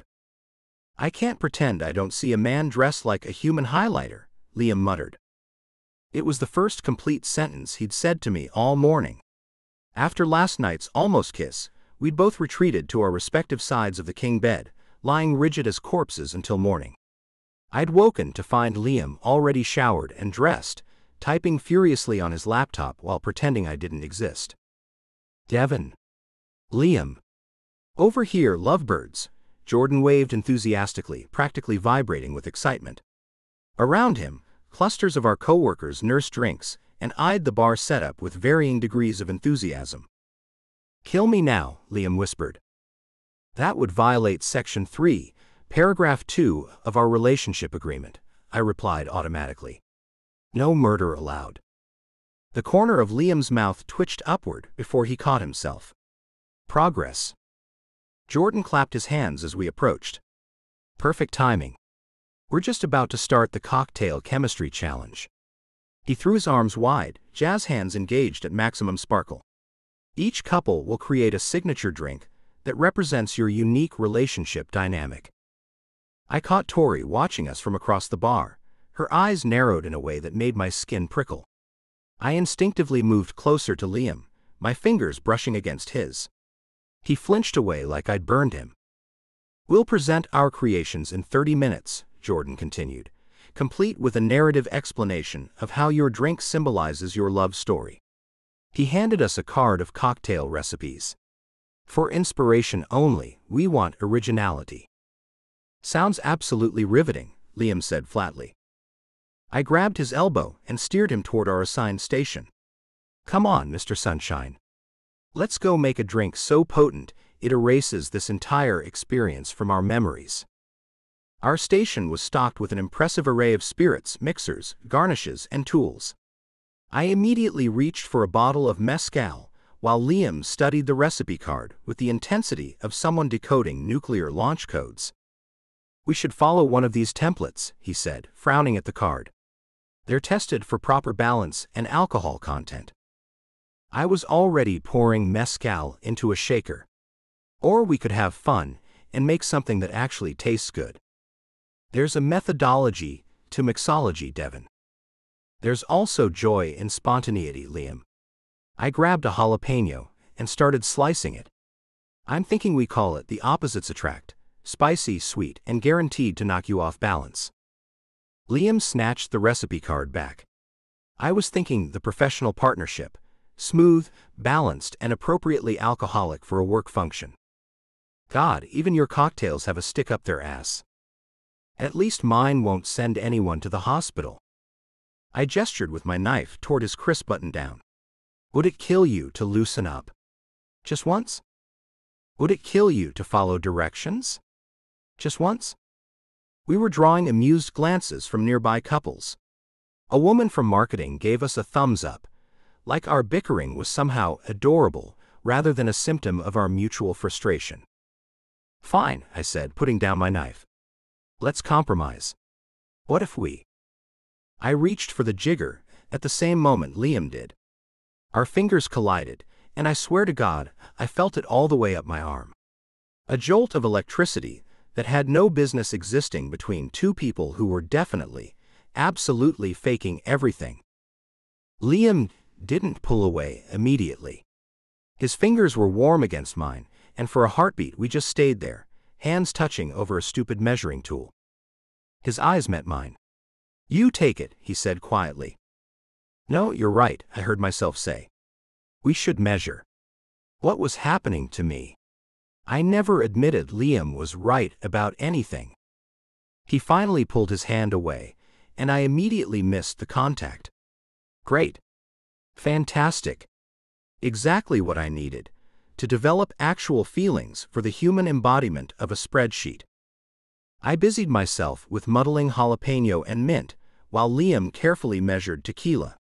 We worked in silence for a few minutes, our movements becoming surprisingly coordinated. I'd muddle, he'd pour. He'd shake, I'd strain. Without the arguing, we were actually pretty good together. That actually smells amazing, Liam admitted as I added a splash of ginger beer to our creation. See, a little chaos isn't always bad. I sliced a lime for garnish, aware that his eyes were on my hands. Devon Fox, actually using a cutting board instead of the countertop. I'm shocked. Liam Cho recognizing that something unplanned might taste good? I'm floored. We both smiled, and for a moment, the tension from last night dissipated. Then a shadow fell across our station. Well, isn't this cozy? I nearly sliced my finger at the sound of Tori's voice. She stood watching us, arms crossed, expression unreadable. Hey Tori, I said with forced brightness. Want a taste test? No thanks. She leaned against our station, eyes narrowing. I was just telling Marcus how surprising it is to see you two together outside work. I don't think I've ever seen you in the same room without an argument breaking out. Liam cleared his throat. Well, you know what they say about, he paused, searching for words, opposites and their tendency to attract each other. Jesus Christ. If this man was the best and brightest at our firm, we were all doomed. When did this start again? Tori pressed, her gaze fixed on me. Because last month at the quarterly review, Liam said your marketing strategy was, what was the phrase, dangerously unstructured and borderline unprofessional. Marcus from accounting sidled up beside her. Yeah, and I distinctly remember Devon calling Liam an algorithm in human form during the Christmas party. I felt sweat beading at my hairline. Liam went rigid beside me, his knuckles white around the cocktail shaker. Liam began, his voice slightly higher than normal. We had been keeping things professional at work, but we actually started seeing each other about 6 months ago when... We still argue plenty, I interrupted, letting out a deliberately casual laugh. Liam was bombing, and someone needed to save this situation fast. We just found a better way to resolve our differences. Before I could think too hard about what I was doing, I grabbed Liam by the front of his perfectly pressed shirt and pulled him toward me. His eyes widened in surprise just before I pressed my mouth to his. I'd meant it to be quick, just enough to silence the questions.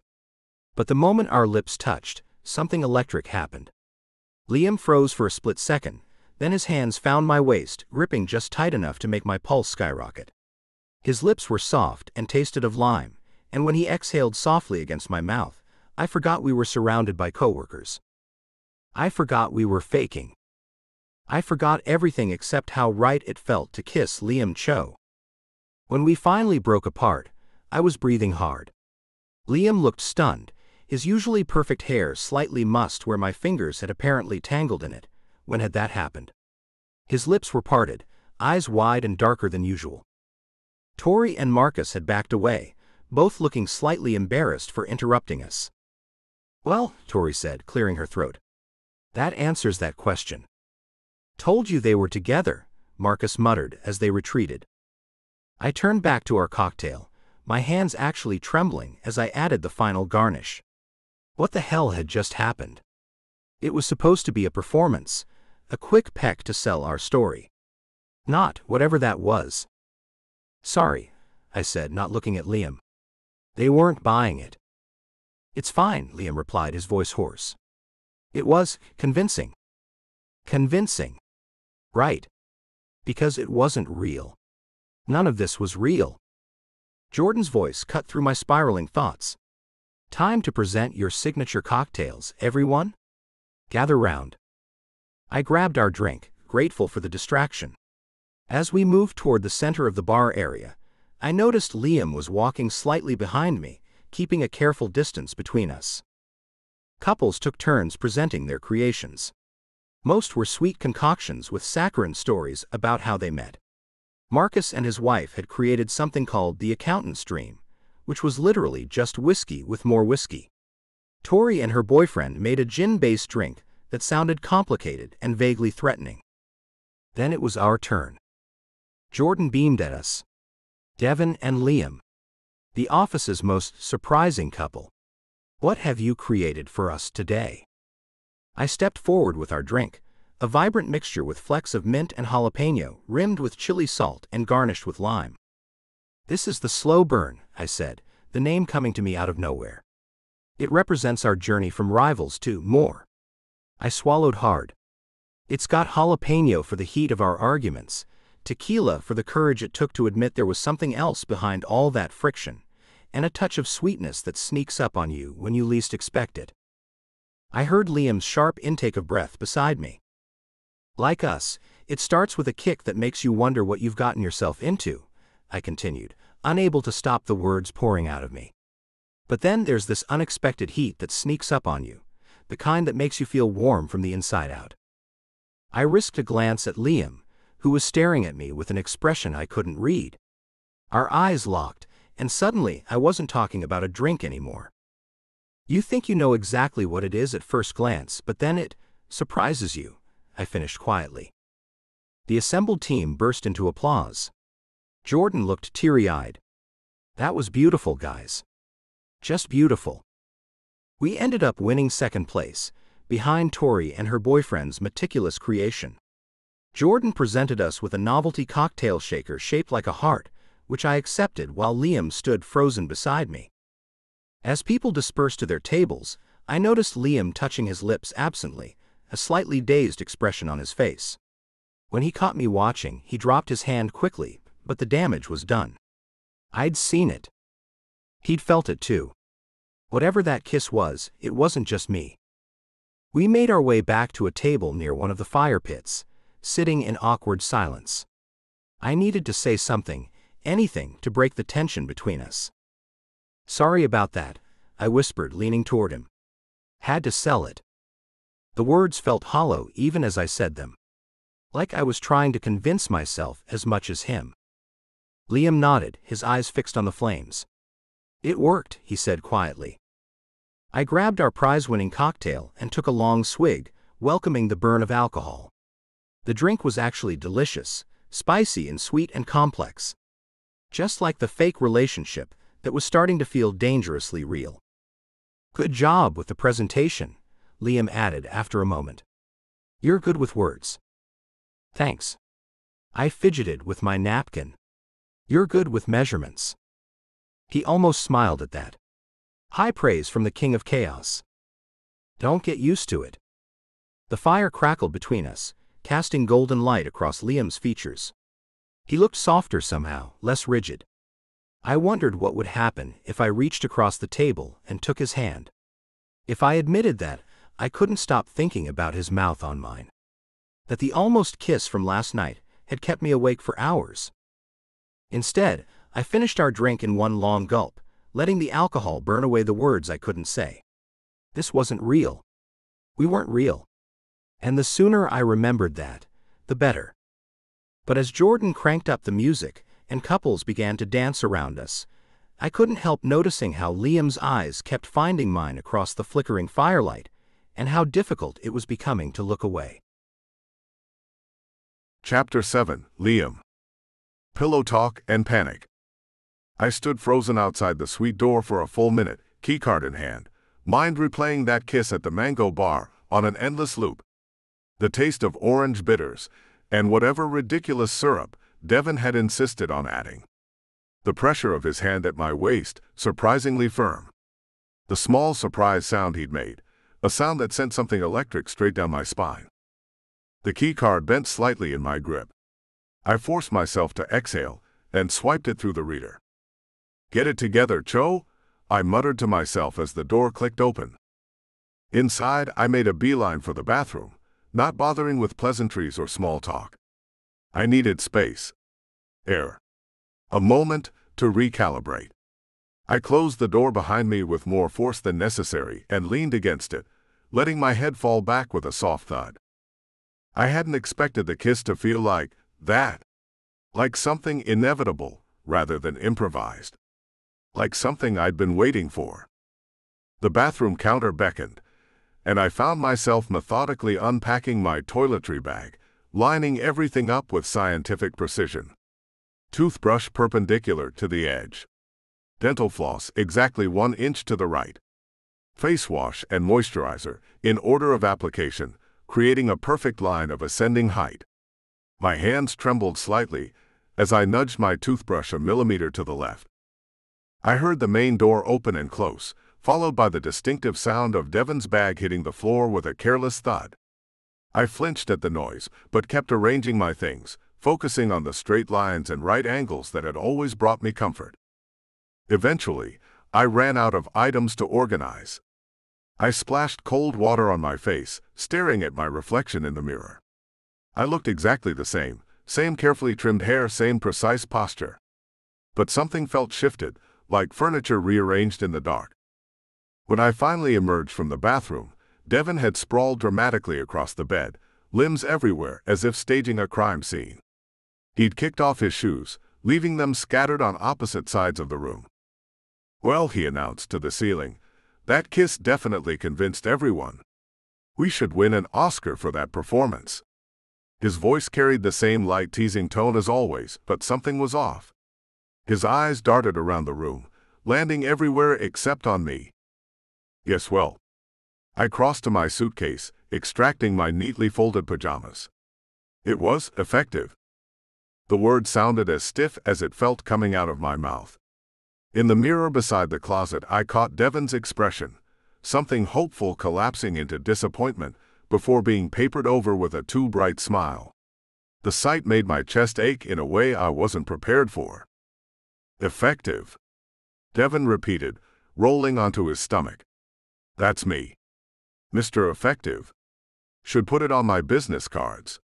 He affected a pompous voice. Devon Fox, making clients' dreams come true. Effectively. I rolled my eyes, mostly to have somewhere to direct my attention that wasn't his face. I don't think that would fit on a standard business card. Details, Devon waved his hand dismissively. Anyway, pretty sure Tori's convinced. She looked like someone had just told her the ending of one of her murder podcasts. That's good, I said lamely, clutching my pajamas against my chest like armor. Devon stretched languorously. I'm going to shower, he announced, sliding off the bed with surprising grace.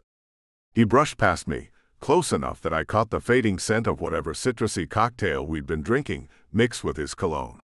Unless you need the bathroom again. I shook my head, unable to find words. As soon as the bathroom door clicked shut and the shower started running, I exhaled heavily. This was ridiculous. It was a fake kiss. For a fake relationship.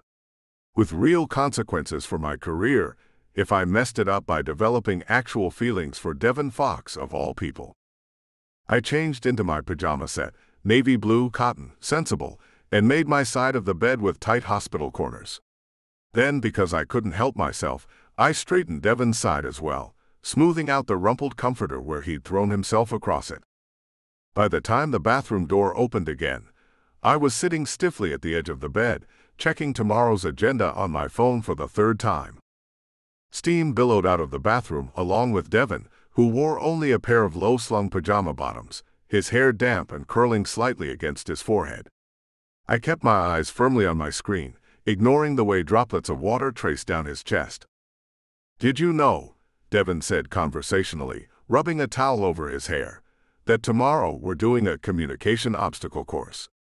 I've been reading the fine print on the retreat schedule. There's a 3-legged race. Not possible, I muttered, scrolling furiously through my copy of the agenda. That's not a professional team-building exercise. Devon flopped down next to me, peering over my shoulder. It's right there, page 2, paragraph 3. Physical trust-building exercises designed to foster interdependence.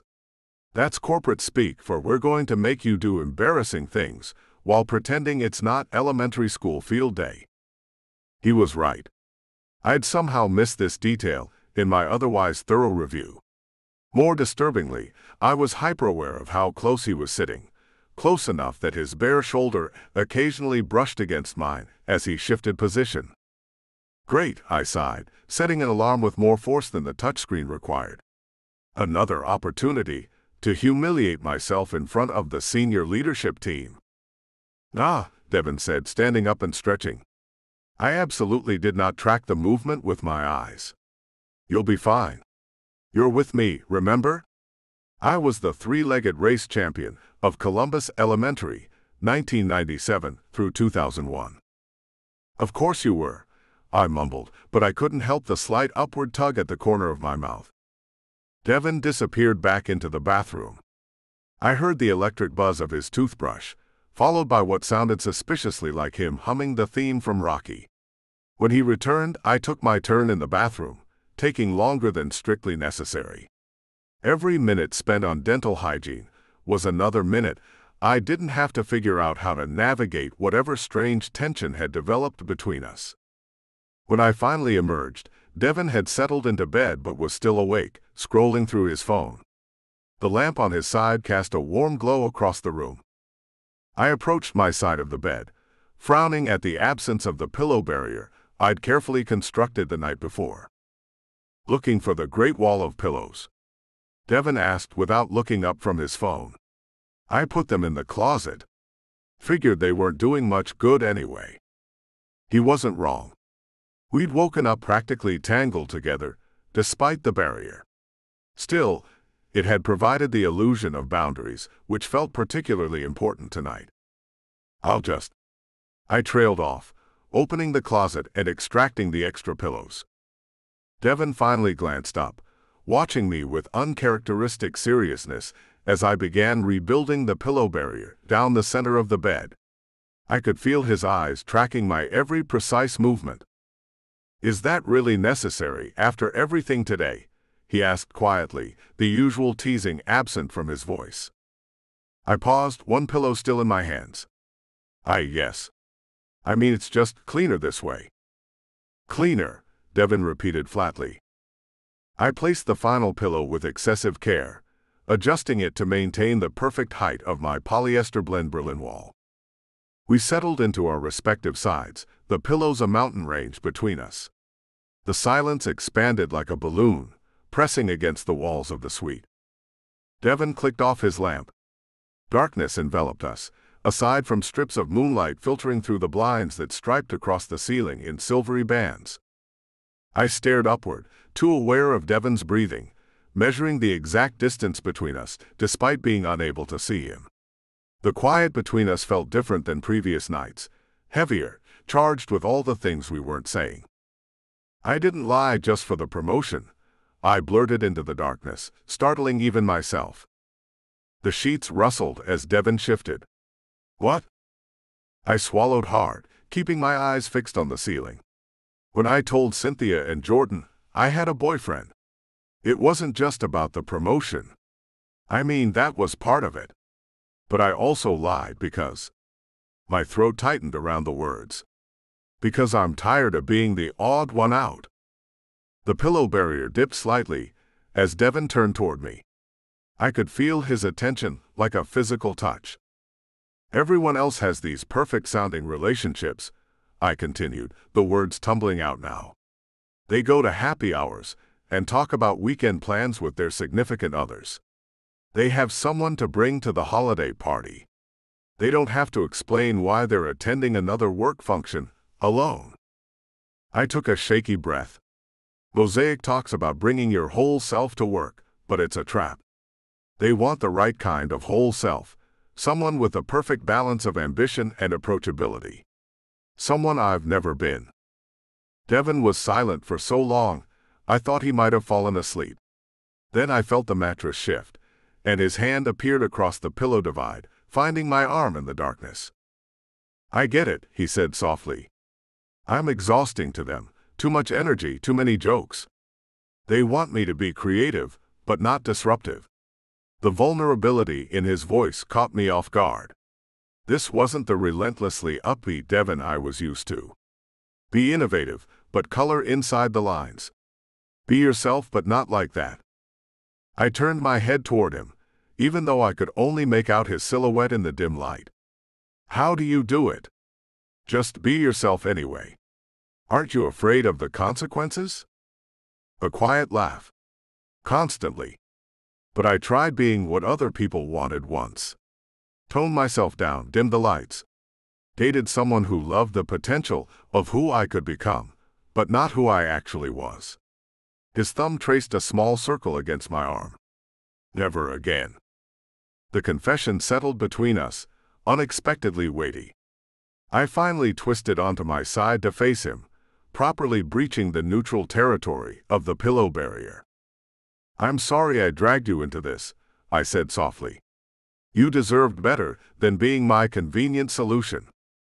Devon's eyes searched my face in the moonlight. I've been someone's experiment before, he admitted quietly. Someone trying to prove something to themselves or others. It's why I added that no feelings clause. I can't be that again. He paused, then added, especially not with you. That especially hung in the air between us, laden with implications I wasn't sure how to interpret. This isn't an experiment, I whispered, surprising myself with my honesty. I don't know what it is, but it's not that. My hand found his across the pillow barrier, our fingers intertwining in the space between our territories. Neither of us acknowledged it verbally, but neither pulled away either. We stayed like that for a while, hands connected, breathing gradually synchronizing in the quiet room. We're going to have to talk about that kiss eventually, Devon murmured, his voice already heavy with approaching sleep. I squeezed his hand gently, a silent agreement I wasn't ready to voice aloud. The warmth of his palm against mine felt more intimate than anything we'd performed for our audience at work. As Devon's breathing deepened and slowed, I found myself watching the way the moonlight caught in his eyelashes, how different he looked in repose, still Devon, but quieter, more vulnerable. I could feel myself drifting toward sleep, the day's tension slowly unraveling. The pillow barrier remained between us, but it felt more permeable somehow. A suggestion rather than a wall. My last conscious thought before sleep claimed me was that I'd never held hands with anyone while falling asleep before. It was nice. Maybe too nice for something that was supposed to be pretend. Chapter 8, Devon. Sabotage and Signals. I stepped off the bus at Summit Ridge's Outdoor Activity Center, already buzzing from my third iced coffee of the morning. My bright yellow Team Mosaic shirt hung off one shoulder where I'd artfully slashed it with scissors last night while Liam was in the shower. I'd also added some fabric marker flair, a small rainbow on one sleeve and Fox emblazoned across the back. "That is definitely not regulation team apparel," came a familiar voice behind me. I turned to find Liam looking like he'd walked straight out of an athleisure catalog, moisture-wicking performance wear, in a subdued navy that somehow still managed to look pressed. His hair was perfectly styled despite the morning humidity, not a strand out of place. "Good morning to you too, sunshine," I replied, raising my coffee in salute. Some of us believe in personal branding. There was something stiff in his smile that hadn't been there last night. Last night, when our fingers had found each other under the covers, when his whispered confessions had made my heart race, when I thought maybe, just maybe, this whole fake thing was becoming something else. But in the harsh light of day, Liam seemed to have rebuilt every wall I'd managed to scale. "We should find Jordan," he said, checking his watch. "The itinerary says the team-building exercise begins at 9 o'clock sharp. Heaven forbid we're 30 seconds late to trust falls and three-legged races."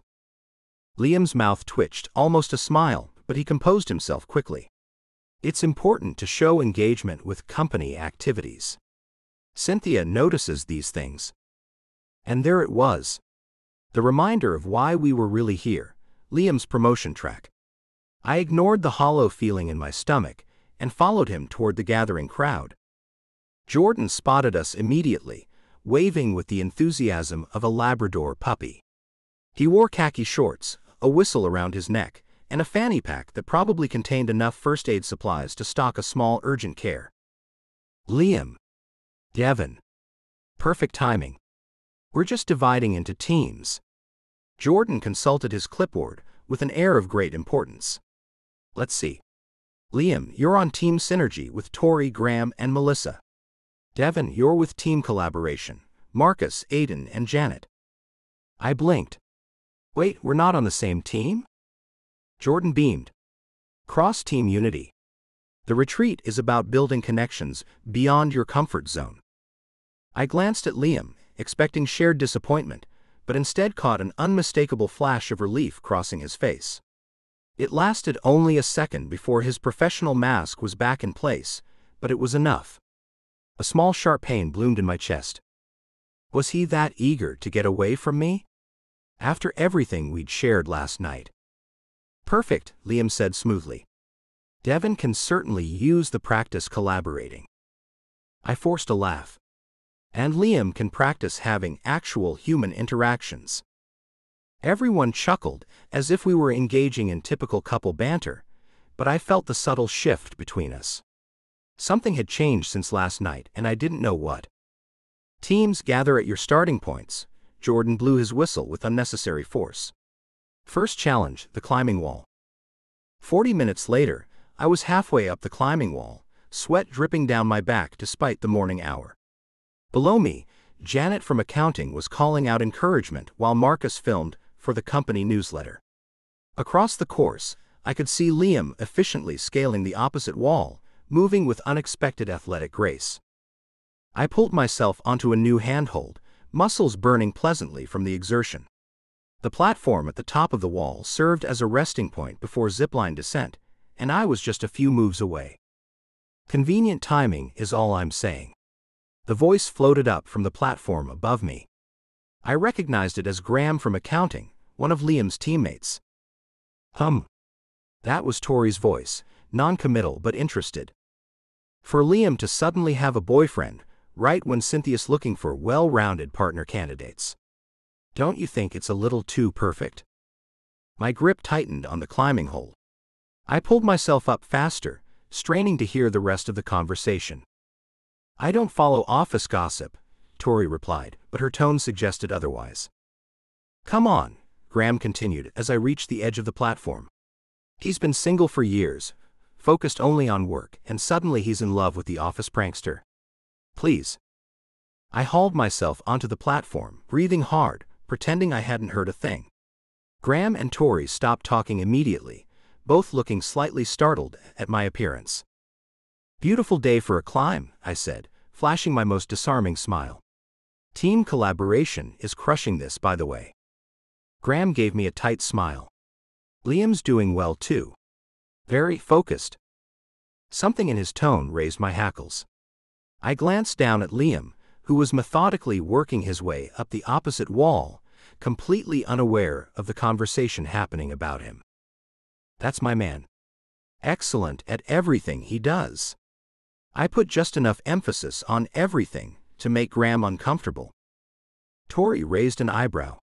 You two are certainly surprising together. I never would have matched you up. The best relationships often are surprising. I stretched, keeping my tone light despite the simmering irritation building inside me. Sometimes people have layers you only discover when you get close enough. Graham made a skeptical noise. Sure. Layers. I was saved from responding by Jordan's whistle. Great job, climbers. Next activity, trust falls at the south field. Everyone down the ziplines, please. The rush of wind during the zipline descent cleared my head momentarily, but Graham's comments stuck with me like burrs. By the time we gathered at the south field, I was quietly seething. All right, teams, Jordan clapped his hands together. Trust falls are a classic team-building exercise where you'll learn to rely on your colleagues. We'll rotate partners so everyone gets practice supporting and being supported. We arranged ourselves in pairs. I ended up with Graham because the universe has a twisted sense of humor. I'll catch first, Graham offered, standing behind me with his arms outstretched. I took a deep breath, trying to focus on the exercise and not on punching Graham in his smug face. Ready to fall. Ready to catch, he confirmed. I crossed my arms over my chest and allowed myself to fall backward, straight as a board. Graham caught me under the arms, as expected, then pushed me back to standing.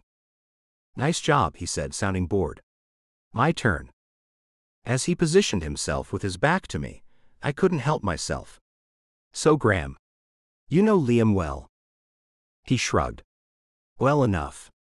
We've worked on the Westridge account together. Ready to fall. Ready to catch, I confirmed, bracing myself. Funny, he's never mentioned you. Graham fell back, and I caught him easily, holding him there a second longer than necessary. Liam doesn't mention a lot of things, apparently, Graham said as I pushed him upright. Like you, for instance. Until this retreat. My face heated. We've been private. Not everyone broadcasts their relationship to the office. Graham turned to face me, a slightly cruel smile playing at his lips. Partner announcements are next month, right after the retreat. Cynthia mentioned she's looking for people with personal stability and emotional intelligence. Quite a coincidence. Something in me snapped. You know nothing about our relationship. I know Liam's never mentioned you once until this retreat, and I know partner announcements are next month. His smirk widened. Come on, Devon. We all know what's happening here. I stepped closer, lowering my voice. What exactly are you implying? That Liam Cho is using you to look well-rounded for a promotion. And honestly, I can't even blame him. It's a smart move, just cold-blooded even for Liam. Every logical part of my brain screamed at me to back down, to laugh it off, to remember that Graham was accidentally right. This was exactly what Liam and I had planned.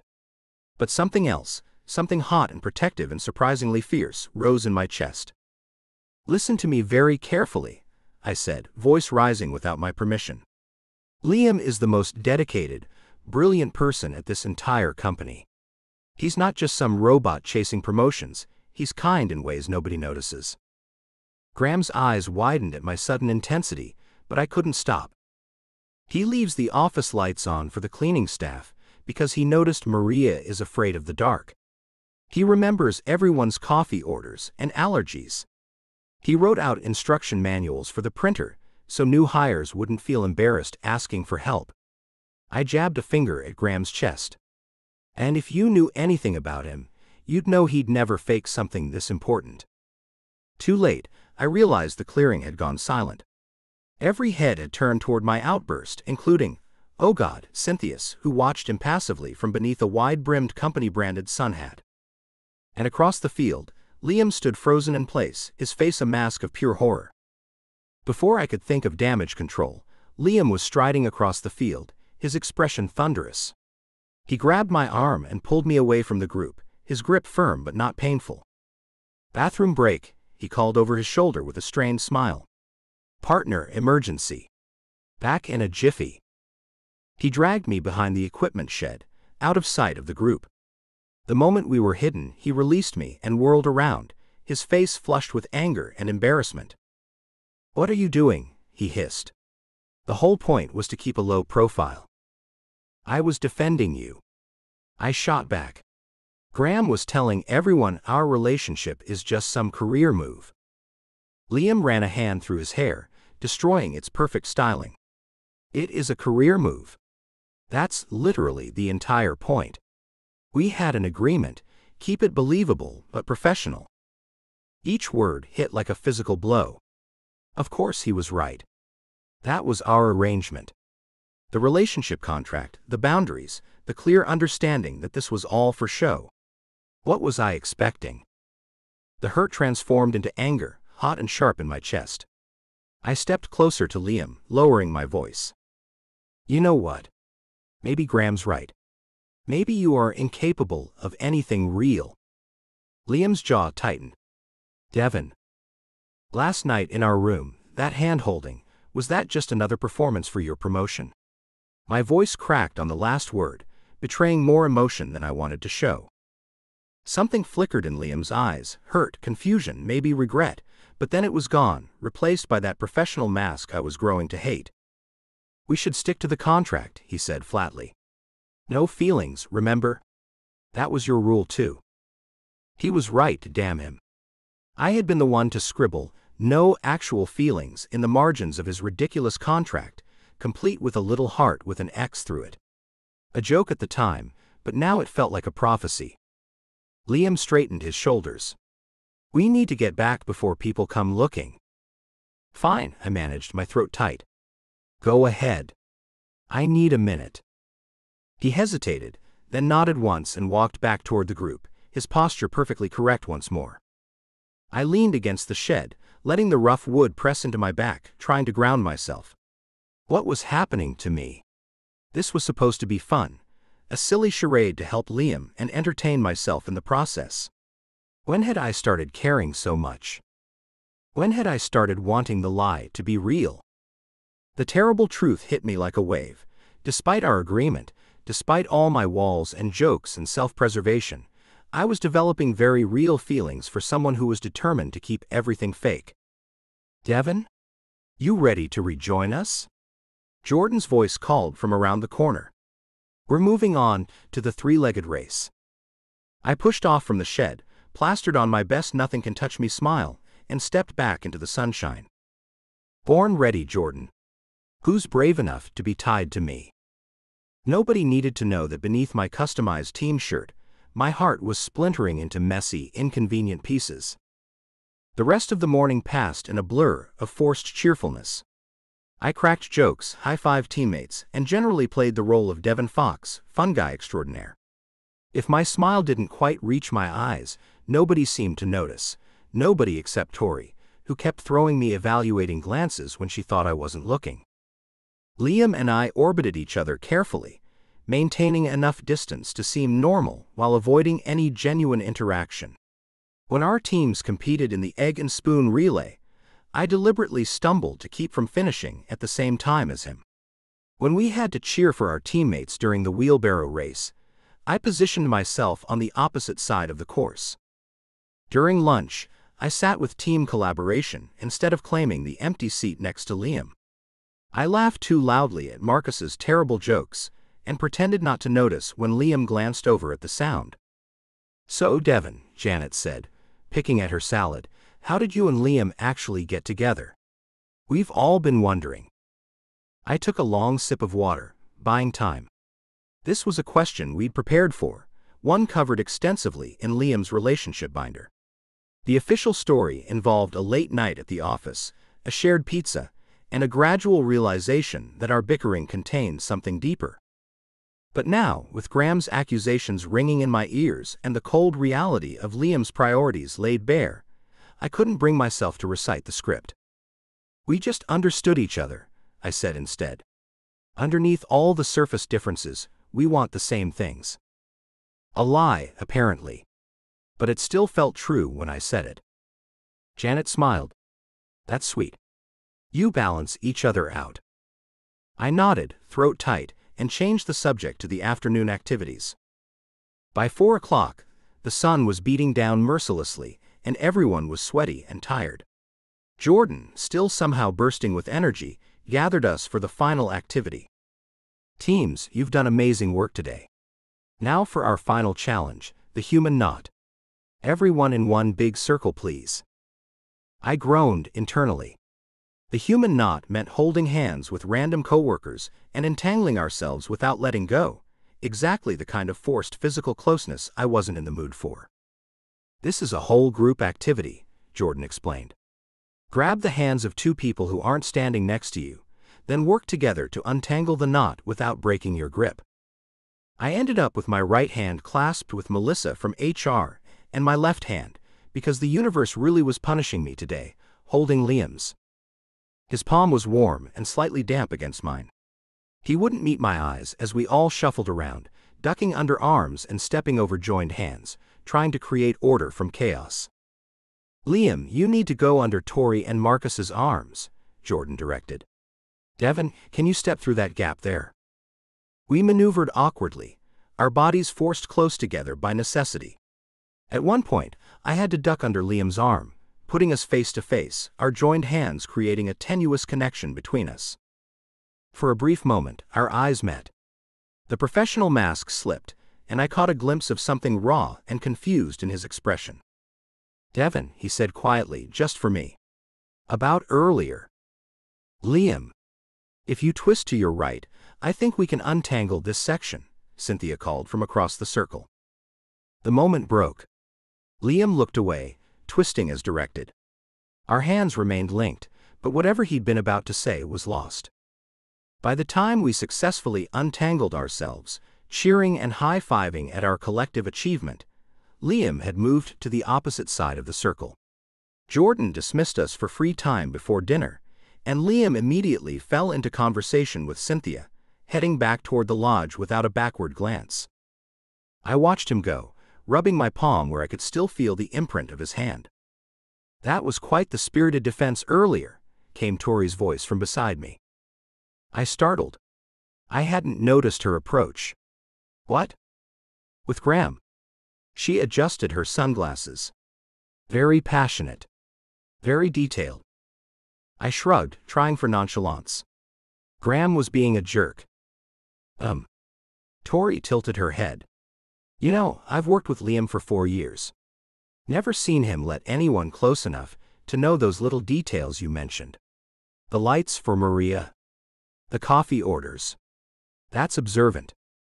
"Liam notices everything," I said, the words coming easily because they were true. "He just doesn't show it."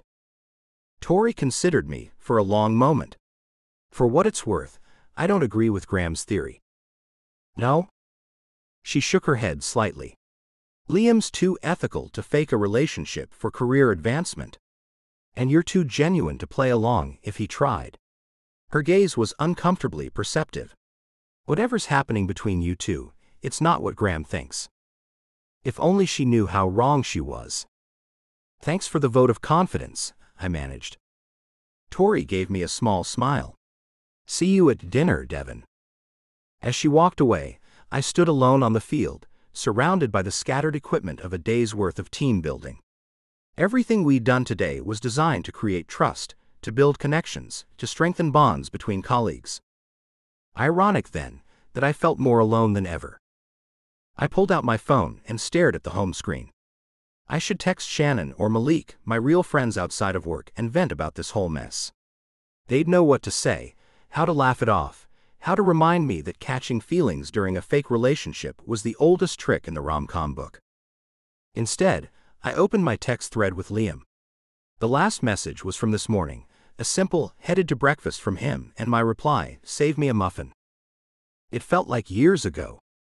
I started typing, then deleted it. Tried again. Deleted again. Finally, I settled on, are we okay? My thumb hovered over the send button for a long moment before I deleted the message entirely and put my phone away. I already knew the answer, and it was in perfect accordance with our contract. We were exactly what we were supposed to be. Nothing more, nothing less. Fake boyfriends, temporary colleagues, and apparently, two people who wanted very different things. Chapter 9. Liam. Truth or Consequences. I sat rigidly on the log, staring into the fire pit like it held the solutions to all my problems. It didn't. All it did was cast flickering shadows across the retreat's outdoor gathering area, highlighting the deliberate 12 inches of space between Devon and me. The same Devon who'd been pressed against my side during yesterday's welcome dinner, whispering jokes in my ear and casually resting his hand on my knee. Now he studied the flames with focused intensity, his usual easy smile nowhere to be found. Around us, the other couples from Mosaic nestled together on their logs, sharing blankets and quiet laughs.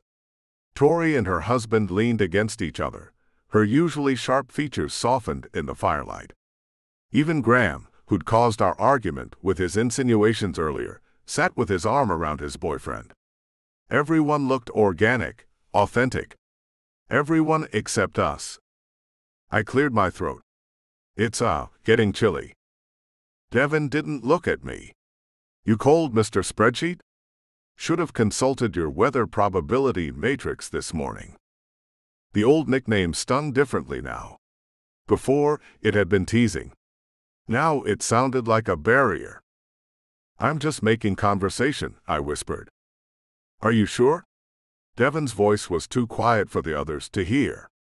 Because conversations require honesty, and we're just playing pretend, right? His words hit like a physical blow. Before I could respond, beams of light cut through the darkness as Jordan bounded into the clearing, wearing a headlamp that made him look like an overgrown Boy Scout. He clutched a gaudy box covered in rainbow glitter with truth bombs written in what appeared to be puffy paint. Good evening, awesome Mosaic family. Jordan's enthusiasm was downright aggressive. Welcome to one of my personal favorite activities, Honesty Hour. My stomach clenched. Whatever this was, it couldn't be good. Jordan placed the glittery box in the center of our circle with ceremonial care. In this box are questions designed to forge authentic connections between partners. Each couple will draw one question and answer it truthfully in front of our supportive circle. Devon shifted beside me, and I felt a spark of panic. We'd prepared for silly icebreakers and trust falls, but not whatever this was. Our fight earlier had thrown everything off balance. Remember, Jordan continued, adjusting his headlamp so it shone directly into my eyes, vulnerability is strength. This is a safe space for hearts to open. I bit back a groan as he gestured dramatically at the couples around us. Graham and his boyfriend went first, drawing a card, asking what first attracted them to each other. They answered with matching smiles about meeting at a gallery opening. Two more couples followed with equally saccharine responses about favorite memories and cute habits. My palms were sweating despite the cool night air. I ran through possible answers in my head, constructing perfectly balanced responses that would sound authentic without revealing too much. I could talk about Devon's professional qualities, his creativity, his problem-solving skills. Safe territory. I glanced at Devon, hoping to catch his eye and somehow silently coordinate our strategy, but he was still focused on the fire, the orange glow highlighting the tension in his usually relaxed features. Liam and Devon. Jordan's voice broke through my thoughts. Your turn, lovebirds. Devon didn't move, so I stood stiffly and approached the box, pulling out a folded slip. I opened it, hoping for something innocuous like, "What's your favorite restaurant to visit together?" Instead, in looping purple script, "What does your partner mean to you?" My mouth went dry. I looked up to find every face in the circle turned expectantly toward me, including Cynthia's.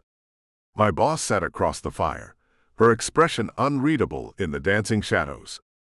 Beside her, Tori watched with narrowed eyes. I cleared my throat. He's... Devon finally looked at me, his face carefully blank, but his eyes held something that made my chest ache. Hope? Resignation? I couldn't tell. Devon is a highly valuable creative asset to the team, I began, the practiced words coming out stiff and formal. His out-of-the-box thinking complements my more analytical approach. We balance each other, professionally. I watched Devon's face fall slightly, the last flicker of whatever had been there extinguished. Someone in the circle coughed awkwardly. He's very dedicated to his work, I continued, the words ringing hollow even to my own ears. His presentations always incorporate unique visual elements that capture client attention. Even in the dim light, I could see Jordan's enthusiastic smile falter. This wasn't what Honesty Hour was supposed to sound like. I wasn't answering the question. Not really. And I faltered, suddenly hearing myself. The emptiness of my words. The corporate jargon I was hiding behind. I glanced at Devon again, and the quiet disappointment in his eyes hit me like a physical blow. He also. I tried to recover, scrambling for something more personal. He brings coffee to the interns during deadline week. He remembers everyone's order, even the complicated ones. And he always has these ridiculous umbrellas for his iced coffee, even in December. He says winter deserves color too. Devon's eyes widened slightly, but I could tell it wasn't enough. Too little, too late. He puts post-it notes on people's monitors when they need a boost. Secret ones, so they'll find them later when they're alone. He pretends the cleaning staff leaves them, but I've seen him writing them. And he? Before I could continue, Devon stood abruptly and walked away from the circle, disappearing down one of the stone paths leading into the darkness. The silence he left behind was deafening. Jordan blinked rapidly. Well, that was. Thank you for sharing, Liam. Let's move on to, Tori and Seth. Your turn. I sat paralyzed on the log as Jordan scrambled to recover the mood. I'd blown it. Completely blown it. But what was I supposed to say? That I'd been cataloging every detail about Devon for months before this charade even started. That his laugh made something in my chest crack open. That I was terrified of how easy it would be to fall for him, for real? Across the fire, Cynthia caught my eye. My boss's face was inscrutable, but she nodded subtly toward the path where Devon had disappeared. Permission. Understanding. I wasn't sure which, but I took it. I stood and slipped away from the circle, following the stone path into the darkness. The retreat grounds were extensive, with multiple reflection areas scattered throughout. I checked the meditation gazebo first, then the koi pond, finding both empty. Panic was starting to build. What if he'd gone back to our room to pack? What if he was done with this whole charade? Done with me? Finally, I spotted a figure in the distance, standing in the walking labyrinth, that pretentious installation the retreat center was so proud of. It was a circular stone path that wound in contemplative spirals, lit by small ground lights and the full moon overhead. Devon stood at its center, hands in his pockets, looking up at the stars. I approached cautiously, stopping at the labyrinth's edge. The symbolism wasn't lost on me. This structure was meant for introspection, for finding your center. Devon had found his way there instinctively. I was still standing on the outside, afraid to commit to the journey. I'm sorry, I called softly. What I said back there, it wasn't what I wanted to say. Devon didn't turn around, but I could see his shoulders tense, his head tilt slightly. He was listening. Taking a deep breath, I stepped onto the labyrinth path. The stones felt solid beneath my feet as I began following the winding route toward the center. Toward Devon. The path was designed to be slow, deliberate. Each step requiring intention. "I know you take your coffee with 3 ice cubes," I said as I walked, my voice growing stronger. "Not 2, not 4. 3. Even in winter. You say it brings out the flavor notes." Another turn in the path. Another step closer. "I know you put those Post-its on people's monitors when they need encouragement. Not just the interns, everyone. Even Tori found one after she lost the Kendleton account. Even Graham, who you can't stand." I followed the path's curve, winding closer to where he stood. "I know you keep that tattered marketing textbook from college because your professor wrote, 'The industry needs your voice' on the inside cover, and you read it whenever you have doubts." Devon's back was still to me, but his posture had changed, the rigid line of his shoulders softening.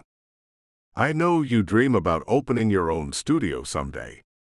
Something with big windows and plants everywhere, where clients feel creative the moment they walk in." Another curve in the path. "I know you watch home renovation shows and get emotional at the reveals because you believe in transformation." I was more than halfway to the center now, to Devon, each step bringing me closer to something I'd been running from. "I know every detail about you," my voice broke slightly, "because I can't stop noticing. I've been hiding behind spreadsheets and contracts because feeling this much terrifies me." I reached the center of the labyrinth, standing just behind him now. "I don't want to fake anything with you anymore, Devon." Finally, Devon turned to face me.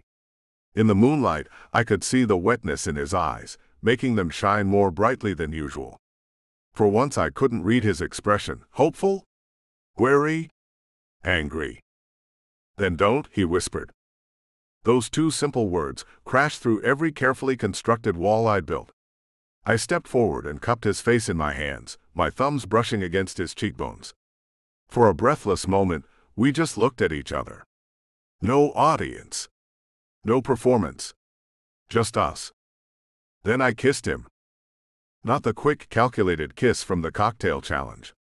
Not the almost kiss from the storm night that I'd pulled away from. A real kiss. His lips were warm and soft against mine, hesitant at first, then responding with increasing certainty. His arms wrapped around me, pulling me closer, eliminating any space between us. I felt something inside me crack open, all the emotions I'd been suppressing rushing out. One of my hands slid to the back of his neck, fingers threading through his hair as the kiss deepened. He tasted like the marshmallows from earlier, sweet and smoky, and something else that was just Devon. When we finally pulled apart, just far enough to breathe, Devon's eyes searched mine. The wariness was gone, replaced by something warm and wondering. "So," he said softly, his breath mingling with mine in the cool night air. "Not fake anymore." I shook my head, my hand still holding his face like something precious. "Not fake. I'm sorry it took me so long to admit it. I'm not good at this." "At what? Kissing?" A hint of his usual teasing smile returned.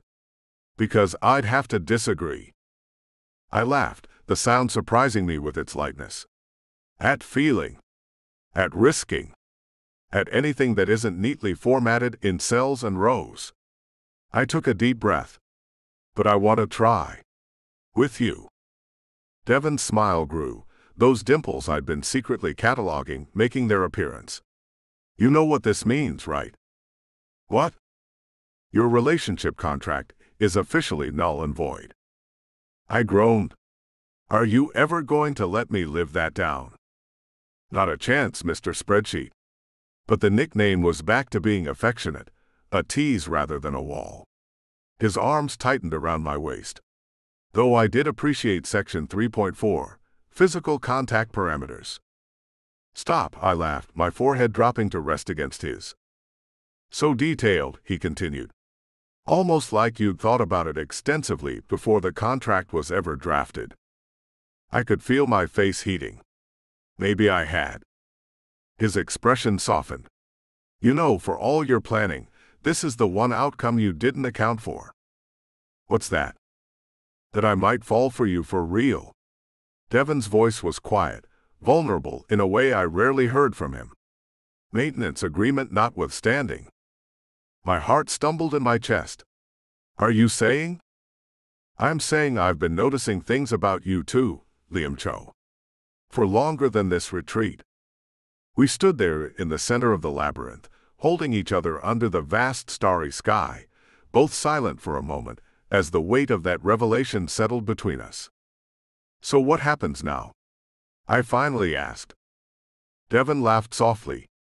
Now, we probably go back to the fire before Jordan sends out a search party with trust fall exercises.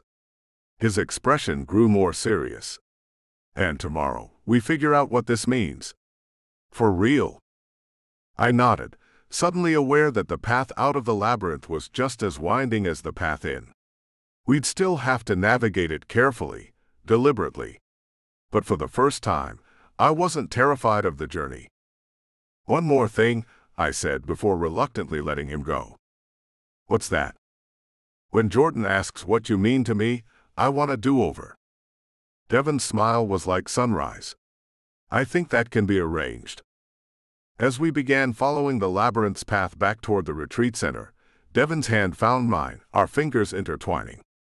And for once, I didn't check to see who might be watching. Chapter 10. Devon. Lines crossed. I stumbled into the suite with Liam's fingers laced through mine, the memory of his mouth on mine still sending aftershocks through my system. I kicked the door closed behind us, unwilling to let go of him even for the second it would take to use my hand like a normal person. Nothing about this felt normal anyway, the way Liam was looking at me now, all his careful defenses down, his eyes soft and a little scared. "Hi," I whispered, because what else do you say when everything has changed in the space of a kiss? "Hi," he whispered back, his voice rough in a way that made heat pool in my stomach. I backed him slowly against the wall, watching his face for any sign of hesitation. There was none. Just Liam, looking at me like I was something precious instead of the office chaos maker he'd been trying to contain for months. I framed his face between my hands, my thumbs brushing over his cheekbones. "Are you sure about this?" I asked, needing to hear it. Needing to know this wasn't just another performance for our imaginary audience. Because if you're not. Liam surprised me by reaching up and pressing his finger against my lips. "Devon," he said, my name sounding different in his mouth now. "For once in your life, stop talking." Then he grabbed my shirt and pulled me to him, and I forgot what words even were. We moved toward the bed, that ridiculous king bed that had been bisected by the great pillow wall of Summit Ridge for the past 3 nights. I ran my hands down Liam's arms, feeling the surprising strength beneath his perfectly pressed dress shirt. One by one, I undid the buttons, revealing smooth skin that I'd only caught glimpses of during our awkward changes of clothes. "I've wanted this," I confessed against his collarbone, "since you showed up with that ridiculous contract and your color-coded relationship rules." Liam laughed, a real laugh that made his eyes crinkle at the corners. "I've wanted this since you wrote 'This is where I'd kiss you if this were real' in the margins and drew that stupid heart." "It wasn't stupid," I protested, pressing my lips to the spot where his pulse jumped beneath his skin. "It was artistically perfect." His hands found the hem of my t-shirt, hesitating for just a moment. The uncertainty in his eyes made something in my chest ache. How long had Liam Cho been keeping himself in check? How long had he been afraid to reach for what he wanted? "You can touch me," I said softly. "You don't have to overthink it." And then his hands were sliding under my shirt, cool against my heated skin, and I helped him pull it over my head. The look in his eyes as he took me in made me feel exposed in ways that had nothing to do with being half undressed. We took our time, learning each other's bodies with a reverence that surprised me. I'd always imagined that if anything ever happened between us, it would be frantic, all that tension exploding into something fast and desperate. Instead, it was slow, tender, almost unbearably sweet. We laughed when my elbow hit the headboard, and again when Liam's knee slipped off the edge of the mattress. Real laughter, not the performative kind we'd been practicing all week. I memorized everything, How Liam's eyes fluttered closed when sensation overwhelmed him. How his hands trembled slightly when he wasn't trying to micromanage every moment. How he said my name like it was being pulled from somewhere deep inside him. I traced the contours of his face, his shoulders, his chest, mapping him with my fingertips, as though I could commit him to memory through touch alone. Afterward, we lay tangled together, the pillow barrier permanently banished to the floor. My leg was thrown over his, my head on his chest, his heartbeat gradually slowing beneath my ear. I traced idle patterns on his skin, connecting invisible dots between the moles on his chest. "What are you doing?" Liam asked, his voice deliciously rough. "Making constellations," I said. "This one's called the uptight project manager who finally relaxed." He tugged gently at my hair in retaliation, but there was no heat in it. "I'm not uptight." "Liam, you alphabetize your spices. I've seen your kitchen. It's efficient." "It's adorable," I countered, propping myself up on my elbow to look at him.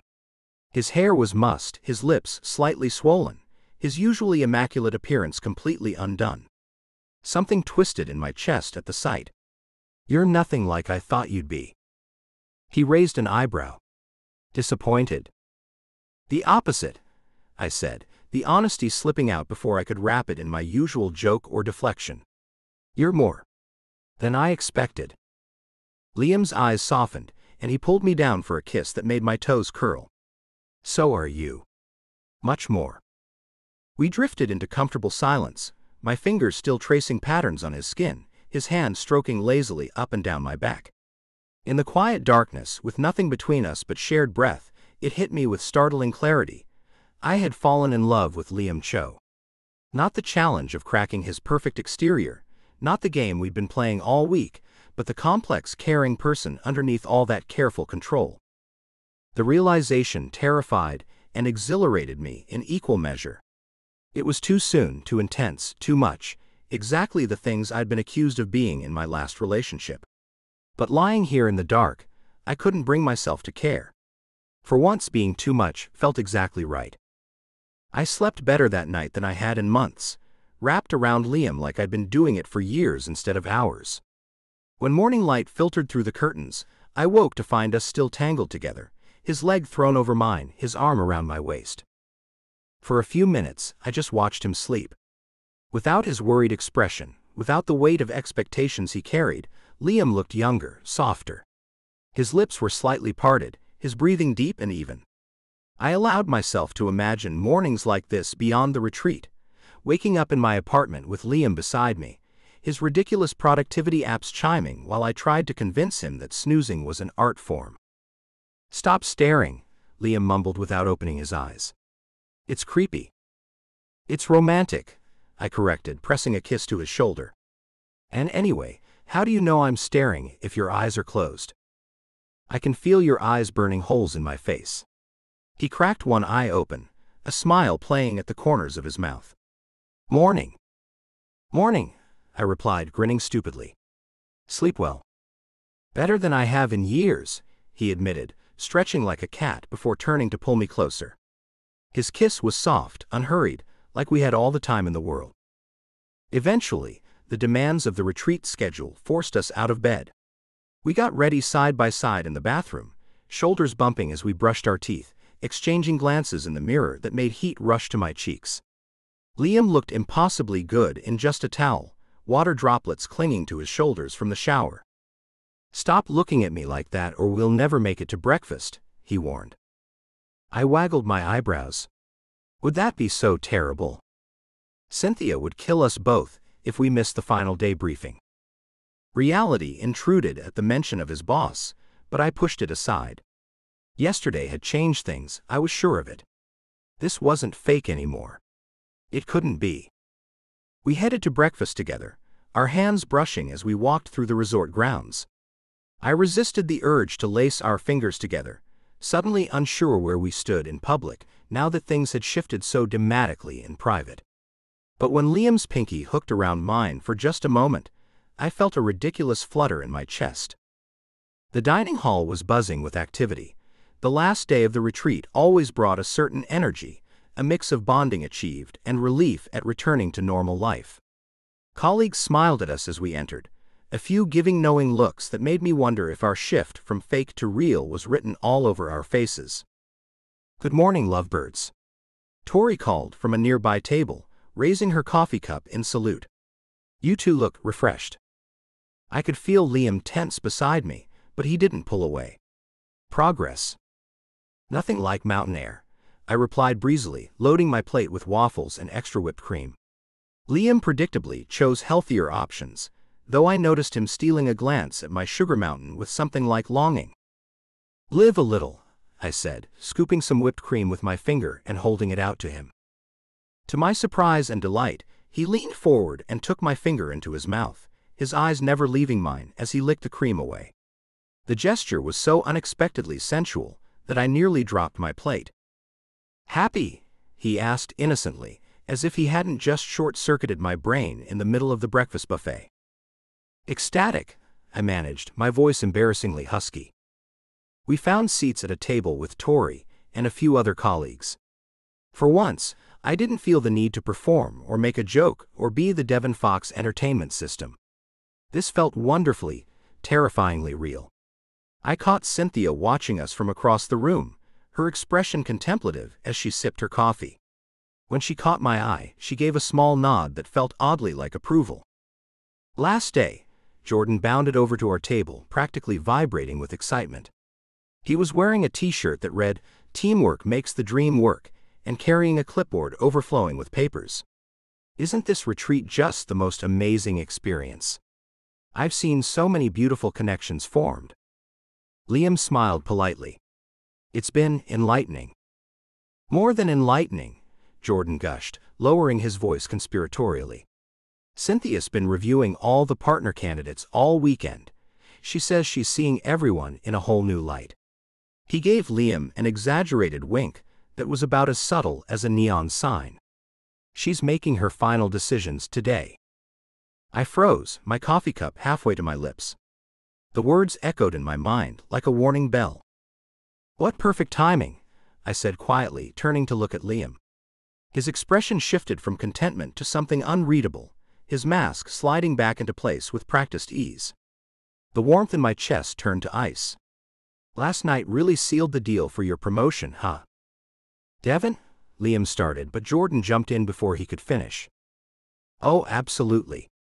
The whole leadership team is talking about how Liam seems like a whole new person this weekend. More open, more connected," Jordan beamed, oblivious to the sudden tension.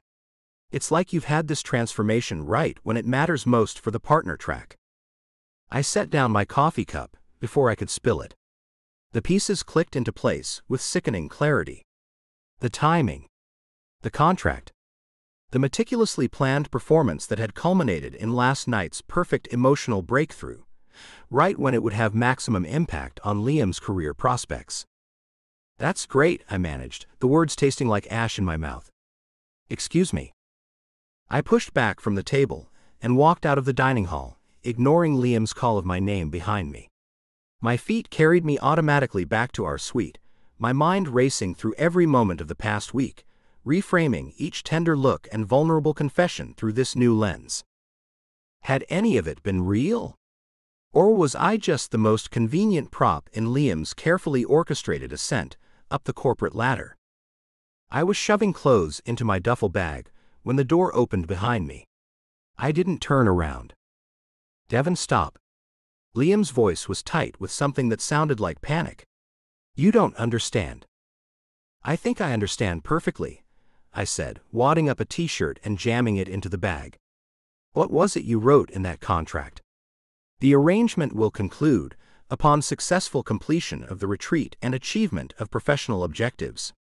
"Well, mission accomplished. Cynthia's impressed, you've got your promotion in the bag, and now we can go back to our regularly scheduled programming."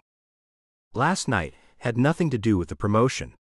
Liam moved into my line of sight, his face pale. "You have to believe me." I laughed, the sound harsh even to my own ears. "Do I?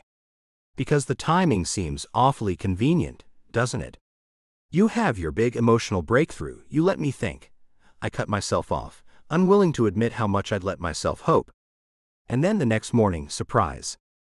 Cynthia's making her final decisions, and you're magically on top of the list. I didn't know she was making decisions today, Liam insisted, reaching for my hands. I stepped back, putting distance between us.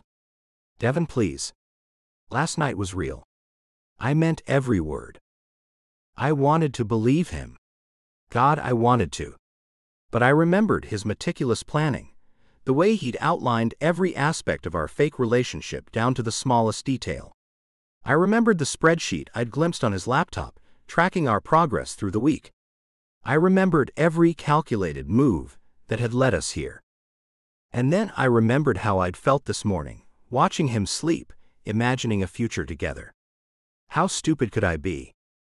I can't do this, I said, my voice unnaturally calm as I zipped my bag closed. My hands were steady, even as something cracked and bled inside my chest. I won't be someone's career strategy. That's not what you are to me, Liam said, his voice breaking. Devon, please just listen. Congratulations on the promotion, I cut him off, slinging my bag over my shoulder. You earned it. The devastation on his face almost made me waver. But I'd been here before, caring too much, feeling too deeply, being too everything, and I wouldn't let myself be the stepping stone to someone else's success again. Not even for Liam. I walked out the door without looking back, leaving behind the shattered remains of something that had felt real but might have been my most convincing performance yet. Chapter 11. A perfect life isn't enough. Hand shaking, I watched the numbers tick up on my elevator display as I was carried to my 14th floor apartment. The clinical ping announced my arrival with the same mechanical precision as everything else in my carefully designed life. The doors slid open, and I stepped into the dimly lit hallway, dragging my perfectly packed suitcase behind me. I hadn't planned to come home like this. Not alone. Not feeling like someone had carved out my insides and left a hollowed shell. My key slid into the lock, a practiced motion, muscle memory, and the door swung open to reveal my immaculate apartment. Everything was exactly as I'd left it, countertops wiped clean, pillows perfectly arranged on the sofa, not a speck of dust on any surface. The kitchen calendar remained flipped to the correct date, my mail sorted in precise stacks on the entry table. Everything accounted for. Everything in control. I dropped my suitcase by the door, a small act of rebellion against my own rigidity. The same suitcase I'd packed with military precision, dress shirts rolled to prevent wrinkles, toiletries in sealed containers, folders for daily agendas. I walked to the window, pulling back the shade to reveal the glittering city below. Instead of the skyline, my attention caught on my own reflection, back in my tailored gray suit, hair precisely styled, crisp white shirt buttoned to the collar. I looked exactly like partner track Liam Cho. The man Mosaic had been grooming for years. The man who planned every minute of his life with ruthless efficiency. The man who had never once allowed himself to feel something this painful, for fear it might derail everything. My phone buzzed with a calendar reminder. Finalize Q3 projections. Right. Because life continued, even when your heart was currently residing in someone else's hands, being crushed into dust. I turned away from the window, from my own reflection. The apartment felt wrong somehow. Too quiet. Too empty. After days in the chaotic warmth of Devon's presence, his laughter filling corners, his clothes strewn across furniture, his ridiculous sock collection adding splashes of color to every room, this sterile perfection felt like a mausoleum. I moved to the thermostat and raised the temperature 2 degrees. Devon had always complained my apartment was refrigerated. The memory stabbed at me. It was fake, I said aloud, the words echoing off empty walls. It was all fake. But my heart called me a liar. I arrived at Mosaic's sleek offices at 6:43 a.m., 17 minutes earlier than my usual time. The security guard nodded as I passed through the lobby, his eyebrows lifting slightly at my premature arrival. The elevator carried me to the 23rd floor, where the early morning sunshine streamed through floor-to-ceiling windows, casting geometric patterns across the empty workspace. I found comfort in my precise routine, hanging my jacket on the wooden hanger I'd installed myself, arranging my laptop at a perfect 90-degree angle to the desk edge, lining up my pens in order of frequency of use. Blue-black ink first, of course. I pulled out yesterday's notes and began transcribing action items into my planner, the scratch of pen against paper providing a familiar rhythm. Normal. I was normal. My gaze drifted, betrayed me, really, across the open floor plan to Devon's workspace. His desk was the antithesis of mine, cluttered with colorful sticky notes, peculiar desk toys, and at least 3 half-empty iced coffee cups from different establishments.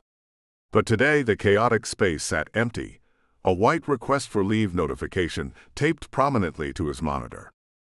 Something twisted in my chest. I forced my attention back to my own work, refusing to acknowledge the hollowness spreading through me. By 8:15, the office had begun filling with weekend stories and coffee breath. I kept my head down, replying to emails with mechanical efficiency. Colleagues passing my glass-walled office occasionally glanced in, but none stopped to chat, my reputation for Monday morning focus serving as an effective barrier. Liam. I looked up to find Tori leaning against my doorframe, her expression inscrutable. Her usual immaculate presentation seemed slightly off this morning, her ponytail not quite as sleek, the collar of her burgundy dress slightly askew. Yes. I kept my voice professional, neutral. Cynthia wants to see you. 10 minutes. Her eyes narrowed slightly. Everything okay? Of course. The words came automatically, polished by years of practice. Tori lingered, studying me with unusual intensity. The retreat got interesting, I heard. My shoulders tensed. It served its purpose. She tapped perfectly manicured nails against the doorframe. Devon didn't come in today. I noticed. Did you? The question carried more weight than its simplicity suggested. I met her gaze with practiced blankness. 10 minutes with Cynthia, I repeated, turning back to my computer, dismissing her. She sighed, an uncharacteristic sound from always composed Tori, and left without another word. Exactly 9 minutes later, I stood outside Cynthia's office, straightening my tie and inhaling deeply before knocking on her door. Come in, Liam. I entered to find my boss seated behind her minimalist glass desk, sleek and intimidating as always. What was decidedly not normal was the small, wrinkled pug curled contentedly in her lap, snoring softly as she scratched behind its ears. I blinked, momentarily thrown off balance. Cynthia Leung did not bring pets to work. Cynthia Leung did not display personal affections of any kind at work. Cynthia Leung was the collected, composed managing partner who had single-handedly restructured Mosaic's client portfolio after the 2018 recession. Yet here she sat, indulgently stroking a pug while reviewing quarterly projections. Winston needed a checkup this morning, she offered, noticing my stare. Seemed easier to bring him in than go home after. A small smile played at the corner of her mouth. Sit down, please. I sank into the chair opposite her, trying to realign my understanding of my boss with this new data point. You had quite the interesting retreat, she said, her penetrating gaze making me feel transparent. She didn't consult any notes or reports. Cynthia never needed to. Her capacity for retention was legendary at Mosaic. It was productive, I managed, working to keep my expression neutral. Indeed. She nudged a folder across the desk with her free hand. I've reviewed all candidates for the partner position. The board was particularly impressed with your Q2 numbers and client retention statistics. I stared at the formal partner offer peeking from the folder. The embossed Mosaic logo gleamed under the sleek office lighting. My heart should have leapt. This was it, the culmination of 7 years of 60-hour weeks, sacrificed weekends, and relentless dedication. The validation that every calculated choice had been correct. Yet I felt nothing like the triumph I'd expected. Just a strange hollow ache where satisfaction should have bloomed. Thank you, I said automatically, not reaching for the folder. I'm honored. Cynthia tilted her head slightly, her eyes never leaving my face. Winston shifted in her lap, and she absently adjusted her position to accommodate him. A small human gesture I would never have associated with her before today. "Are you happy, Liam?" The question caught me completely off guard. Nobody at Mosaic had ever asked about my happiness, only my productivity, my billable hours, my client satisfaction metrics. My practice, of course, started and died on my lips as I realized I couldn't find the words to lie convincingly anymore. The silence stretched between us, growing more damning by the second. I began, but couldn't continue. "I've had my eye on you for some time," Cynthia said, her voice uncharacteristically gentle. "Your work has always been exceptional. Your organization, impeccable. Your attention to detail, unmatched." She paused. "But leadership isn't just about organization and efficiency. It's about connection. I saw that with you and Devon this weekend." I felt heat creep up my neck. "Ms. Leung, Cynthia," she corrected. "You're being offered a partnership. We're colleagues now." Her mouth quirked upward. "Though I suspect there was more truth to what I observed than you initially intended to reveal." I froze, suddenly certain I was about to lose the promotion, the partnership I'd spent my entire career building toward. My throat tightened. To my shock, Cynthia merely slid an expensive fountain pen toward the contract. "The offer stands, Liam. Mosaic values your work." She fixed me with a pointed look. "But don't forget the people who make you better." She stroked Winston's ears, her expression softening. "That's a lesson that took me far too long to learn." Before I could respond, her phone buzzed. Cynthia glanced at it and straightened, professional mask sliding back into place. "The Morrison call is in 5. Take the contract, think about it over the next day. My assistant can notarize it once you're ready." I recognized the dismissal, gathered the folder with numb fingers, and stood. "And Liam?" I paused at the door. "Whatever you decide, make sure it's what you actually want, not what you think you're supposed to want." I nodded wordlessly and let myself out, my carefully constructed world tilting on its axis. Back in my office, I closed the door and dropped the partner contract on my desk. The folder splayed open, revealing the signature line where I would commit my professional future to Mosaic. 7 years of strategy, networking, and calculated performance had led to this singular moment. So why did victory taste like ashes? I slumped into my chair, opening my desk drawer to retrieve my favorite pen, and froze. There, carefully folded into quarters, lay Devon's copy of our relationship agreement. I'd found it tucked into my suitcase the morning he left, and I'd shoved it into my drawer rather than look at it too closely. Now I gently unfolded the document, smoothing the creases with trembling fingers. My precise, formal language stared back at me, now transformed by Devon's glittery blue annotations and stick figure drawings in the margins. Where I had written, "appropriate physical contact parameters," he had scrawled, "Fun is not optional, Cho," beside a doodle of 2 stick figures holding hands with hearts around them. I traced his handwriting with my fingertip, an ache blooming in my chest. Next to my bullet point about maintaining professional boundaries, he had written, "What if this became real?" Scary thought experiment. It hadn't been an experiment for him. It hadn't been an experiment for me either, though I desperately pretended otherwise.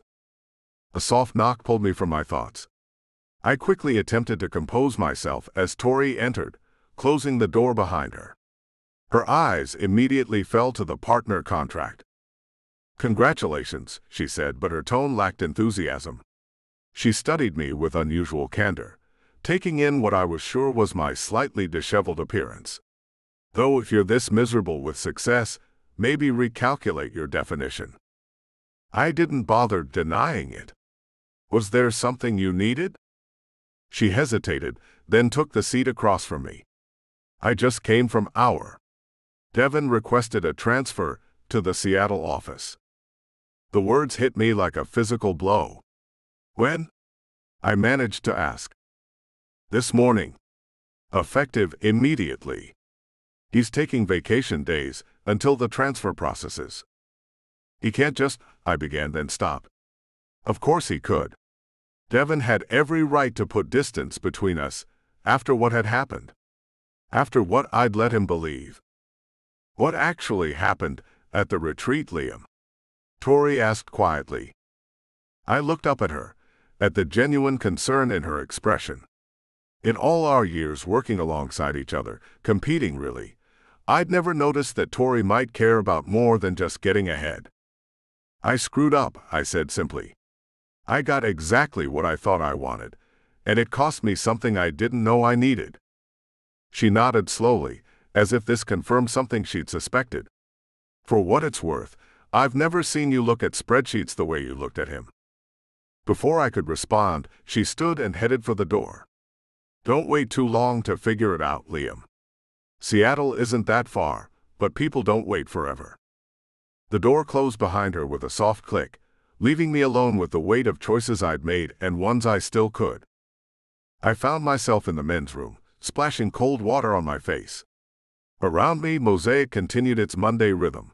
Phones ringing, keyboards clicking, meetings running precisely on schedule. Everything proceeding exactly as planned. Except me. I was falling apart with clockwork precision. I gripped the edges of the sink and looked up at my reflection. Water dripped from my chin, and my carefully styled hair had come slightly undone. For the first time, I saw what Devon must have seen, a man hiding behind perfection, terrified of showing any crack in the facade. A man so afraid of making a wrong move that he'd calculated every step, measured every risk, planned every outcome. A man who traded joy for security at every turn. For the first time, the reflection didn't look like success, it looked like loneliness. I dried my face with paper towels, straightened my tie out of habit, and returned to my office. As I sat down, an email notification popped up on my screen. From jordan.ortega@mosaicstrat.com. Subject: Retreat Photos, Memories to Cherish. The enthusiastic subject line was pure Jordan. Despite everything, I found myself clicking open the email, scrolling past his effusive message about team bonding excellence, to the attached photo gallery. My finger hesitated over the link. Did I really want to torture myself with evidence of what I'd lost? Against my better judgment, I clicked. The photos loaded chronologically. Team breakfast, the obstacle course, cocktail hour at Mango Bar. I scrolled quickly, not wanting to linger on memories still raw enough to bleed. But one image stopped my breath entirely. Devon and me in the labyrinth, illuminated by moonlight. We stood facing each other, completely unaware of the camera. My hand was reaching for his face, and his eyes, God, his eyes, they held such vulnerable hope. And my expression. I barely recognized myself. Open. Unguarded. Looking at Devon like he was the answer to a question I'd been afraid to ask my entire life. This wasn't performance. This wasn't the calculated facade I'd maintained for Mosaic. This was real as the ache currently spreading through my chest. I touched the screen, sudden clarity washing over me. The partner contract lay forgotten beside my keyboard as I remembered Devon's words. I'm not going to be your experiment or your convenient solution. He hadn't been either of those things. He'd been the one person who had seen through my walls, who had challenged me, frustrated me, and somehow still wanted me, the real me, not the polished, perfect version I presented to the world. And I'd let him believe it had all been strategy. Without allowing myself to overthink, I picked up Devon's annotated contract and ripped it in half, then in quarters. The sound of tearing paper was thunderous in my quiet office. I dropped the pieces into my trash can, a small symbolic rebellion against my own rigidity. I looked at the unsigned partner offer on my desk, the culmination of every sacrifice and careful choice I'd made for 7 years. Then I stood up, grabbed my keys, and walked out of my glass-walled office without a backward glance. Liam? The Anderson meeting is in 20. My assistant's voice faded as I strode past. Cancel it, I called over my shoulder, already halfway to the elevator. Cancel everything. I felt eyes on me as I jabbed the elevator button repeatedly. Liam Cho, abandoning his post mid-Monday morning without explanation. The gossip would start before the elevator doors closed. I found, surprisingly, that I didn't care. In my car, I pulled up the Fox and Fig on my GPS. Devon had mentioned it countless times, his favorite after-work spot, where he went when he needed comfort or space to think. If I knew him at all, and I was beginning to think I did despite my best efforts to keep him at arm's length, that's where he'd be now. I started the engine, heart hammering against my ribs. For the first time in my adult life, I had no plan, no bullet points, no calculated risk assessment. Just the desperate hope that I wasn't too late to fix what I'd broken. As I pulled into traffic, my phone buzzed with calendar notifications and meeting reminders. I silenced it without looking. For once, something mattered more than the perfect career I'd spent my life building. For once, I was choosing with my heart instead of my head. Chapter 12, Liam. Mango Round 2. I'd been alternating between watching the clock and studying the liquid level in the bottle of mid-shelf tequila for 20 minutes straight. 9:15 on a Thursday night, and the Fox and Fig was packed with tech bros and artsy types, all laughing too loudly in that performative way people do at private events. Every laugh felt like sandpaper against my eardrums. You planning to telepathically pour that drink, or you need a minute? Malik nudged me, his voice low enough that only I could hear. Oh. Right. I upended the tequila bottle over the shaker, counting to 3. Just got lost in the spectacle of San Francisco's finest networking in their natural habitat. My brightest Hawaiian shirt, the one with neon parrots that I'd gotten specifically because it made Liam's eye twitch that one time in the break room, felt like overkill now. Like I was trying too hard to prove something. But it was armor. My "I'm totally fine" costume for the evening. You've been fine all night. It's freaking me out, Malik said, reading my mind the way he'd been doing since college. You know you don't have to be here, right? I could have handled this event. And miss all this free entertainment. I flashed him my trademark grin, the one I'd perfected in high school drama club. Besides, Seattle won't recruit itself. Malik's eyebrows shot up. Seattle. Since when are you? Since things got weird at Mosaic. I poured the cocktail with more focus than necessary, dropping a mint sprig on top with a flourish that felt hollow. Change of scenery might do me good. Aha. Malik didn't sound convinced, but mercifully, he let it drop as he turned to help another customer. I passed the drink across the bar and started on the next order, grateful for the mind-numbing routine.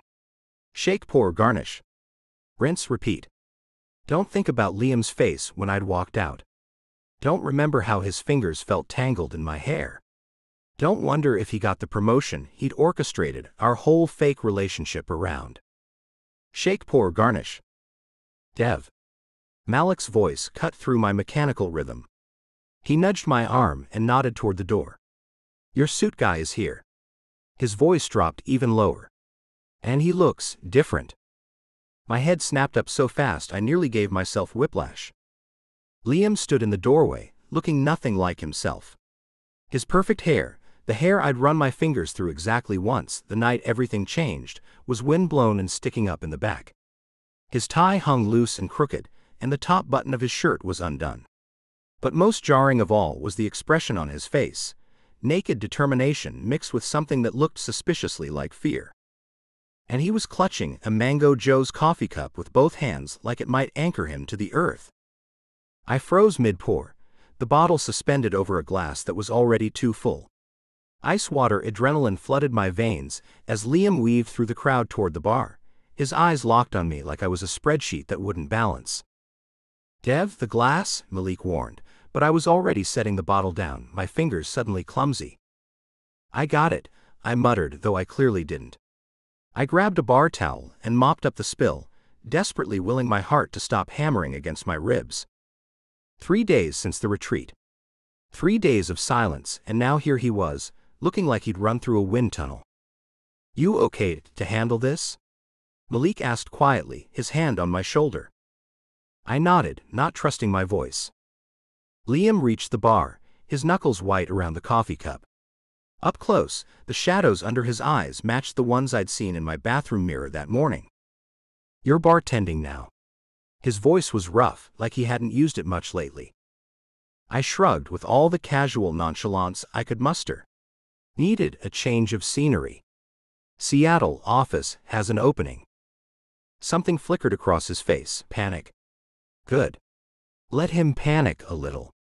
I was done being the walking punchline to his career advancement plan. Seattle, he repeated, like the word was in a foreign language. Yep. Rainy city, great coffee, zero awkward encounters with promotion-hunting exes. I wiped down the already clean counter. Can I get you something? Gin and tonic? Approval from senior management. You name it. The bitterness in my voice surprised even me. But Liam didn't flinch. Instead, he carefully placed the coffee cup on the bar, his fingers trembling slightly. Your exact order, he said. 3 ice cubes, extra caramel, ridiculous umbrella included. I stared at the cup, then at Liam, something warm and unwelcome unfurling in my chest. You memorized my coffee order. I memorized everything about you. His voice was quiet but steady. Like how you tap your pen against your bottom lip when you're thinking. And how you can't stand the sound of squeaky shoes on tiles. And that you always eat the red candies first because you think they taste different even though they don't. I swallowed hard. Congratulations on the promotion. That's what all this was for, right? Mission accomplished. I didn't sign the partner offer. The words hung between us and I blinked, sure I'd misheard. What? Liam pulled a folded piece of paper from his pocket. Not his usual crisp printer paper. This looked like it had been torn from a notebook, the edges slightly ragged. I didn't sign it, he repeated, unfolding the paper with careful fingers. I wrote this instead. I squinted at the paper. The handwriting was unmistakably Liam's, neat but rushed, like he couldn't get the words down fast enough. At the top, in block letters, Relationship Agreement 2.0. My stomach dropped. Another contract. Seriously? This one's different. Liam took a deep breath, like he was steadying himself. I, Liam Cho, hereby commit to the following terms. I crossed my arms, trying to maintain some kind of emotional wall even as my pulse sped up. 1, he continued, I will never again use Devon Fox as a career strategy. 2, I will send a minimum of 1 ridiculous text per day with at least 3 emojis that make no contextual sense. Despite myself, my lips twitched. Liam hated emojis with a passion usually reserved for people who don't refill the coffee pot. 3, I will admit when I'm scared instead of hiding behind spreadsheets and color-coded tabs. 4, I will try 1 new food item per week, chosen by Devon, no matter how chaotically presented it might be. I noticed the other bartender had stopped mixing drinks to listen. A couple at the bar were openly staring. Normally, I'd be thrilled to be the center of attention, it was my natural habitat. But right now, all I could focus on was Liam, standing there looking simultaneously terrified and more alive than I'd ever seen him. 5, he said, his voice growing stronger. I will proudly hold Devon's hand in public, even if we're in front of the entire board of directors. 6, I commit to actually taking vacation days, real ones, not working remotely with an ocean view. He looked up from the paper, meeting my eyes. Most importantly, I promise to be real. No performance, no perfect image, just me choosing you. Because somehow, you make me better. He swallowed visibly. I don't care about partner track if you're not there to mess up my color coding and leave post-its all over my monitor. The bar had grown quieter. I could feel the weight of attention on us, but for once, I didn't care about having an audience. My fingers gripped the edge of the bar to steady myself. Pretty sure messing with your color coding is harassment according to the original contract, I managed, trying for a joke to hide how moved I was. Liam reached into his other pocket and pulled out what I recognized as the remains of our first agreement, the one I'd torn in half during our fight at the retreat. The paper was even more worn now, folded and refolded so many times the creases had turned to soft edges. He dropped the pieces onto the bar between us. "I don't need contracts anymore," he said simply. "I just need you." My chest ached with something so powerful I could barely breathe around it. I came around the bar, dimly aware of Malik stepping aside to let me pass. "How do I know this isn't another performance?" I asked quietly when I reached him, close enough to see the tiny flecks of amber in his dark eyes. "How do I know you won't wake up tomorrow and regret blowing up your perfect 5-year plan?" Liam gestured at himself, at his rumpled clothes, his messy hair, at the crowded bar full of strangers openly gawking at us. Because the old Liam would never risk looking this imperfect in public. His smile was small, but genuine. "You taught me that some things matter more than appearing flawless." "Like what?" I whispered, barely trusting my voice. "Like being honest. Like admitting I'm terrified right now, but also more certain than I've ever been." He reached out, hesitating just before touching me. "Like telling you I've been staring at my phone for 3 days, writing and deleting texts because none of them could capture how empty my apartment felt without you in it." I took his hand, threading our fingers together. "And what about your career? The promotion Cynthia practically promised you?" "She offered it. Said my interpersonal growth at the retreat was exactly what they were looking for in the new partner track." He let out a soft, incredulous laugh. "But all I could think about was how much I hated the look on your face when you walked away. How much I hated myself for making you think you were just a means to an end." I pulled him behind the bar, ignoring the startled looks from other customers. My heart was beating so hard, I was sure everyone could hear it over the music. "For the record," I said, my voice low, "that whole interpersonal growth thing wasn't fake. You really did change. Because of you." "No, not because of me. Because you wanted to." I searched his face. "Was any of it real for you? Before the retreat blew up?" "All of it," he answered immediately. "I didn't know how to handle it, but it was real. The way you looked at me, like you could see past all my defenses, it terrified me, but I couldn't stop wanting more of it." Malik rang the small service bell behind us. "If you two are done with the heart-to-heart, either get back to work or take it somewhere else. We've got thirsty people here." But his eyes were crinkling at the corners, and I could hear the affection beneath the gruff words. I looked back at Liam. "I should probably help close up." "Or," Malik interrupted, "you could take the rest of the night off. Since your backup plan just showed up." "You told him about Seattle?" Liam asked, alarmed. "It might have come up." I winced. I wasn't exactly in the most rational headspace this week. Liam's fingers tightened around mine. "Please don't go to Seattle." "I don't know.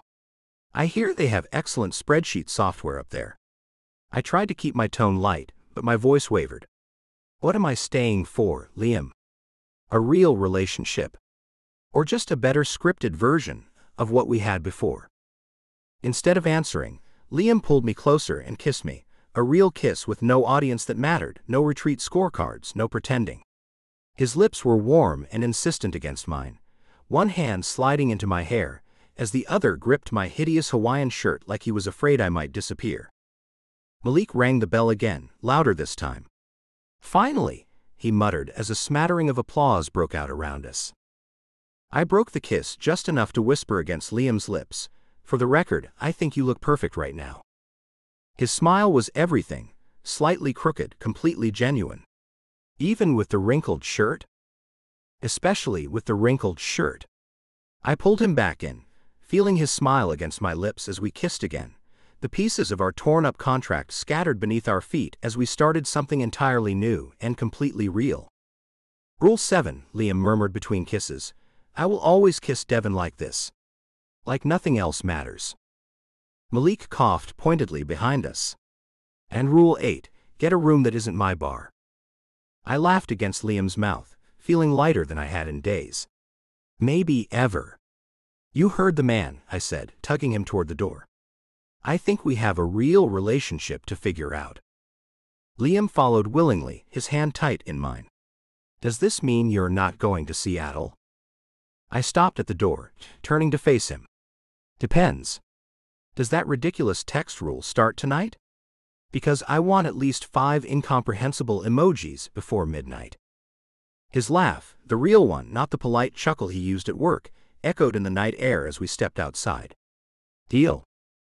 The agreement lay forgotten on the bar, replaced by something much stronger and infinitely more chaotic than any contract could capture.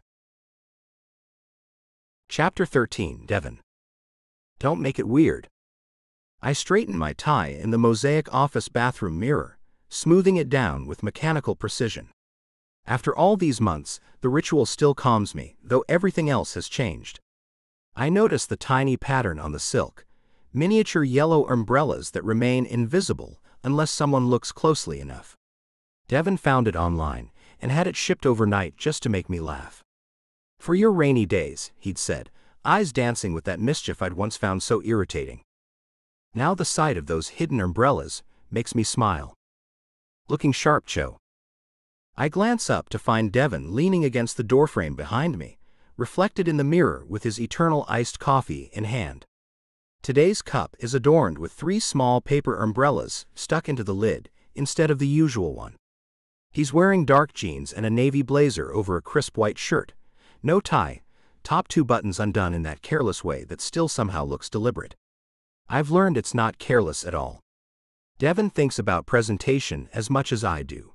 He just aims for a different effect. 3 umbrellas today? I ask, adjusting my glasses. Special occasion. Triple the caffeine, triple the decoration. He grins, taking a long sip. Ready for our public debut, part 2. The real version this time?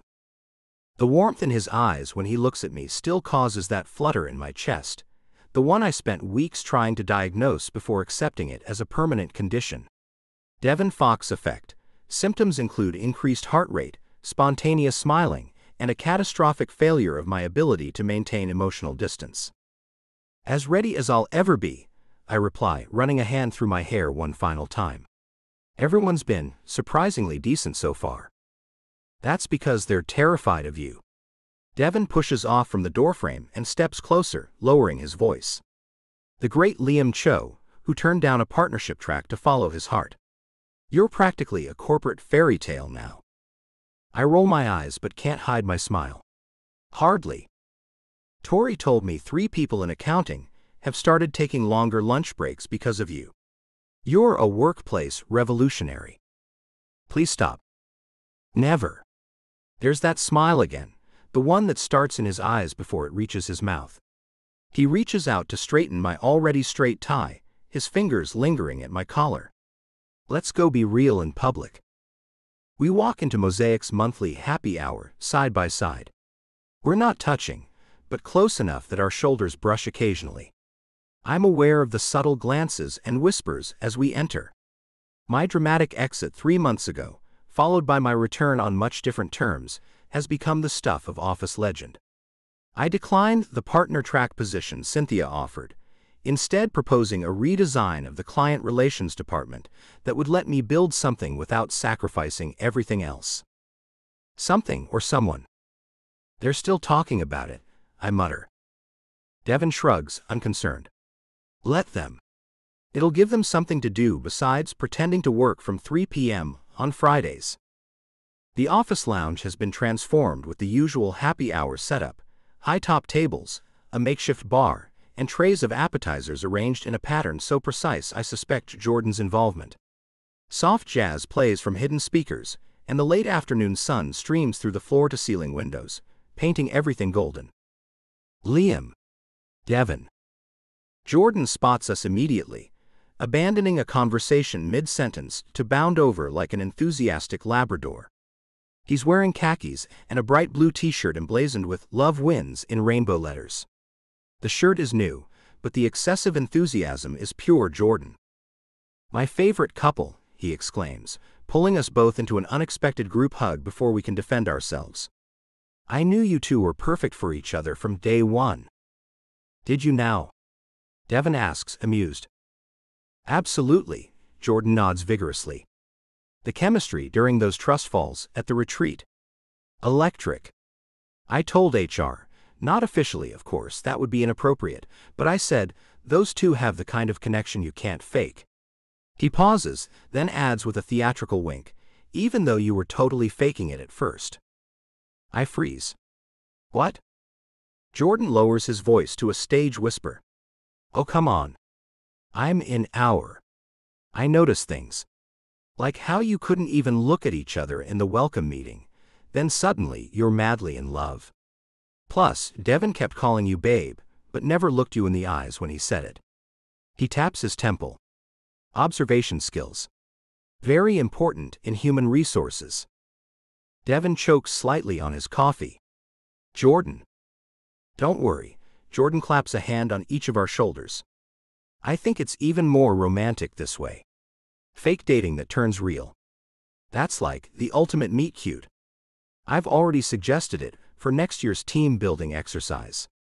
Not the lying part, of course, but the part where activities lead to authentic connection. His smile widens impossibly further.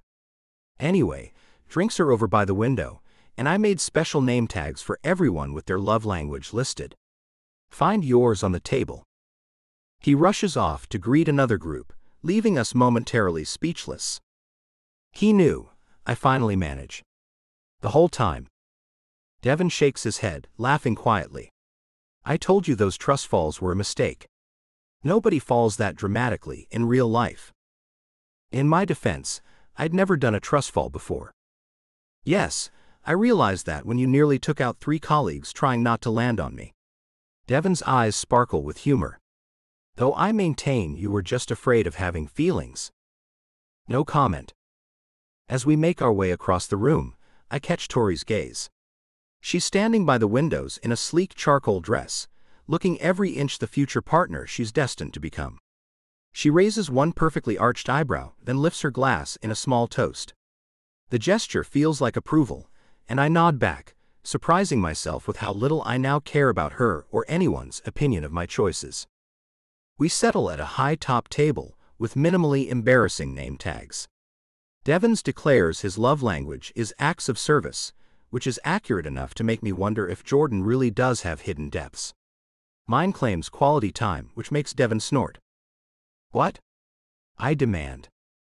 Just thinking about how you used to schedule spontaneous conversation into your day planner, he says, eyes dancing with mischief. That was one time, and it was during Q4 projections, I protest, but I'm fighting a smile.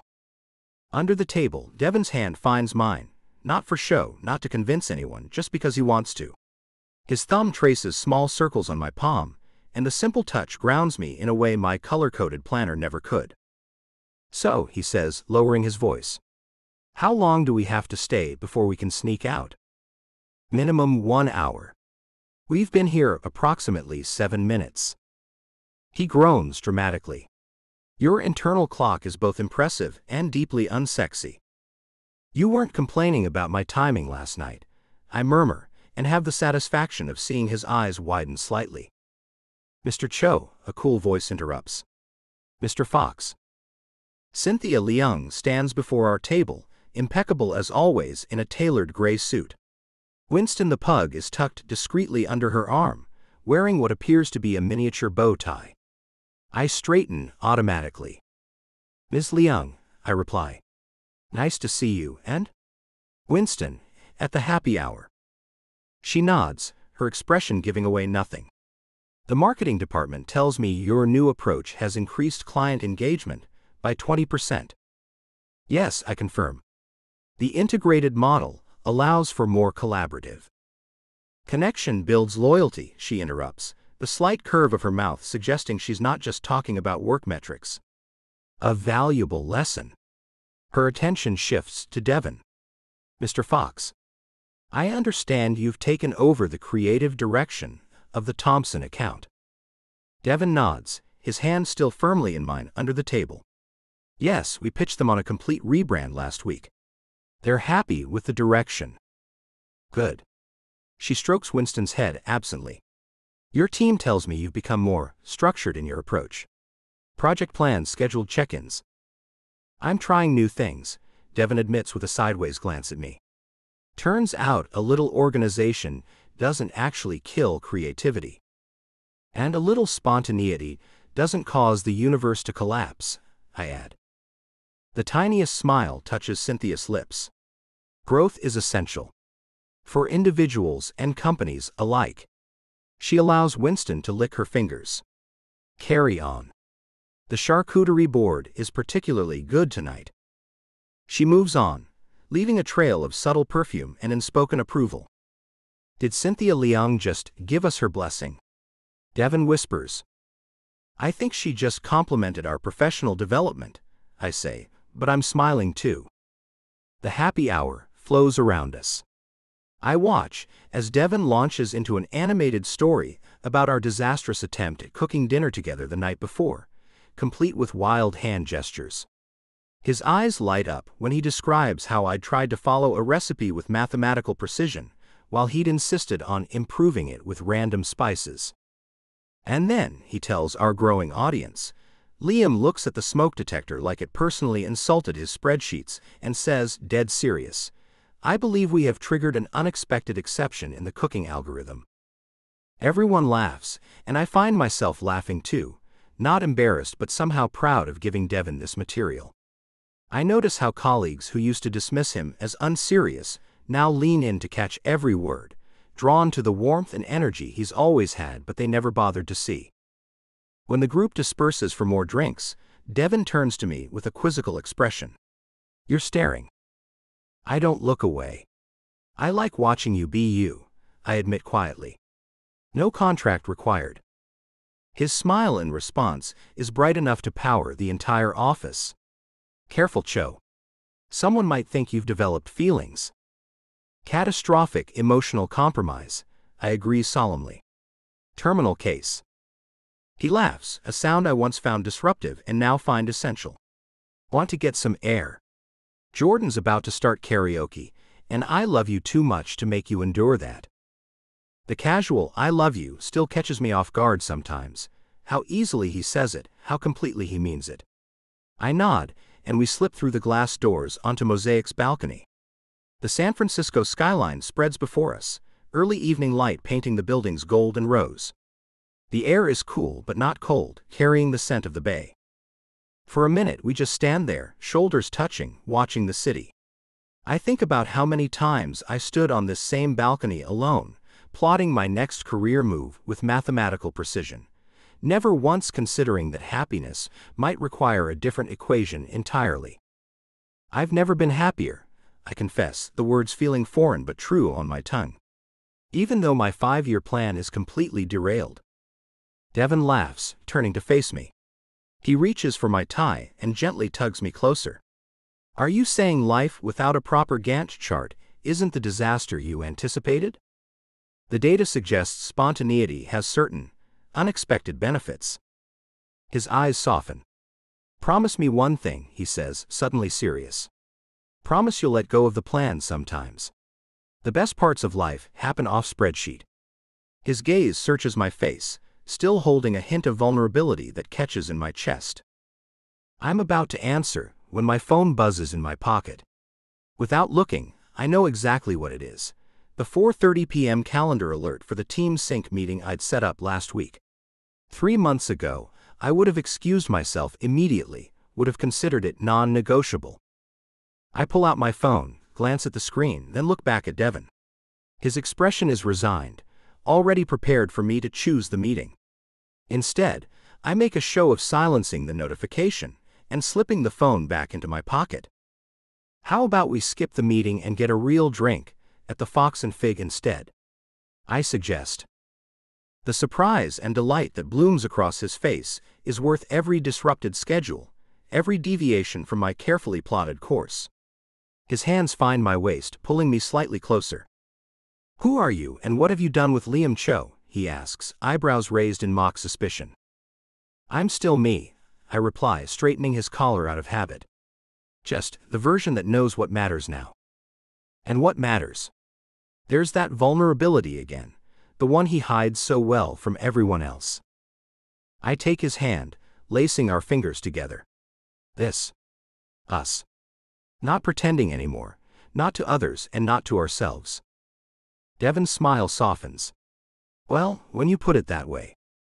I lead him toward the elevator, away from the meeting and the happy hour and the expectations I once shaped my life around. The tiny yellow umbrellas on my tie catch the light as we walk, a secret reminder that sometimes the best things are hidden in plain sight, waiting for someone brave enough to look closer.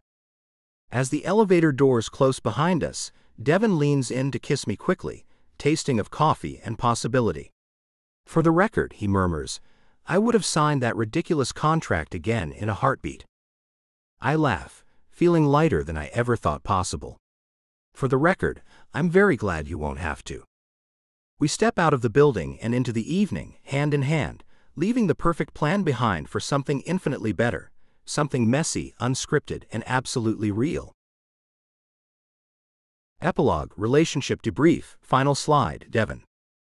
I arrived at the Mosaic office at exactly 4:48 p.m., a full 2 hours and 12 minutes before my scheduled presentation. The security guard barely looked up as I badged in. I'd been keeping weird hours lately, mostly so I could catch Liam in the mornings before he transformed into corporate robot mode. But this was different. Just forgot some stuff for a meeting, I said, though he hadn't asked. The office was nearly empty, just a couple of developers hunched over their monitors with noise-canceling headphones and 1,000-yard stares. Perfect. I slipped into conference room A and locked the door behind me, heart hammering against my ribs like I was planning a heist instead of whatever this was. I set my laptop bag on the table and pulled out the other bag, the one containing exactly 3 helium balloons, one calculator-shaped, one heart-shaped, and one that just said data because I have a brand to maintain. A small projector remote wrapped in gold paper, and a pack of sticky notes with confidential, eyes only printed across the top. Liam had them custom-made for me after our 3rd date, when I kept leaving flirty notes on his monitor. My hands wouldn't stop shaking as I unpacked everything. Get it together, Fox, I muttered, checking my reflection in the darkened conference room window.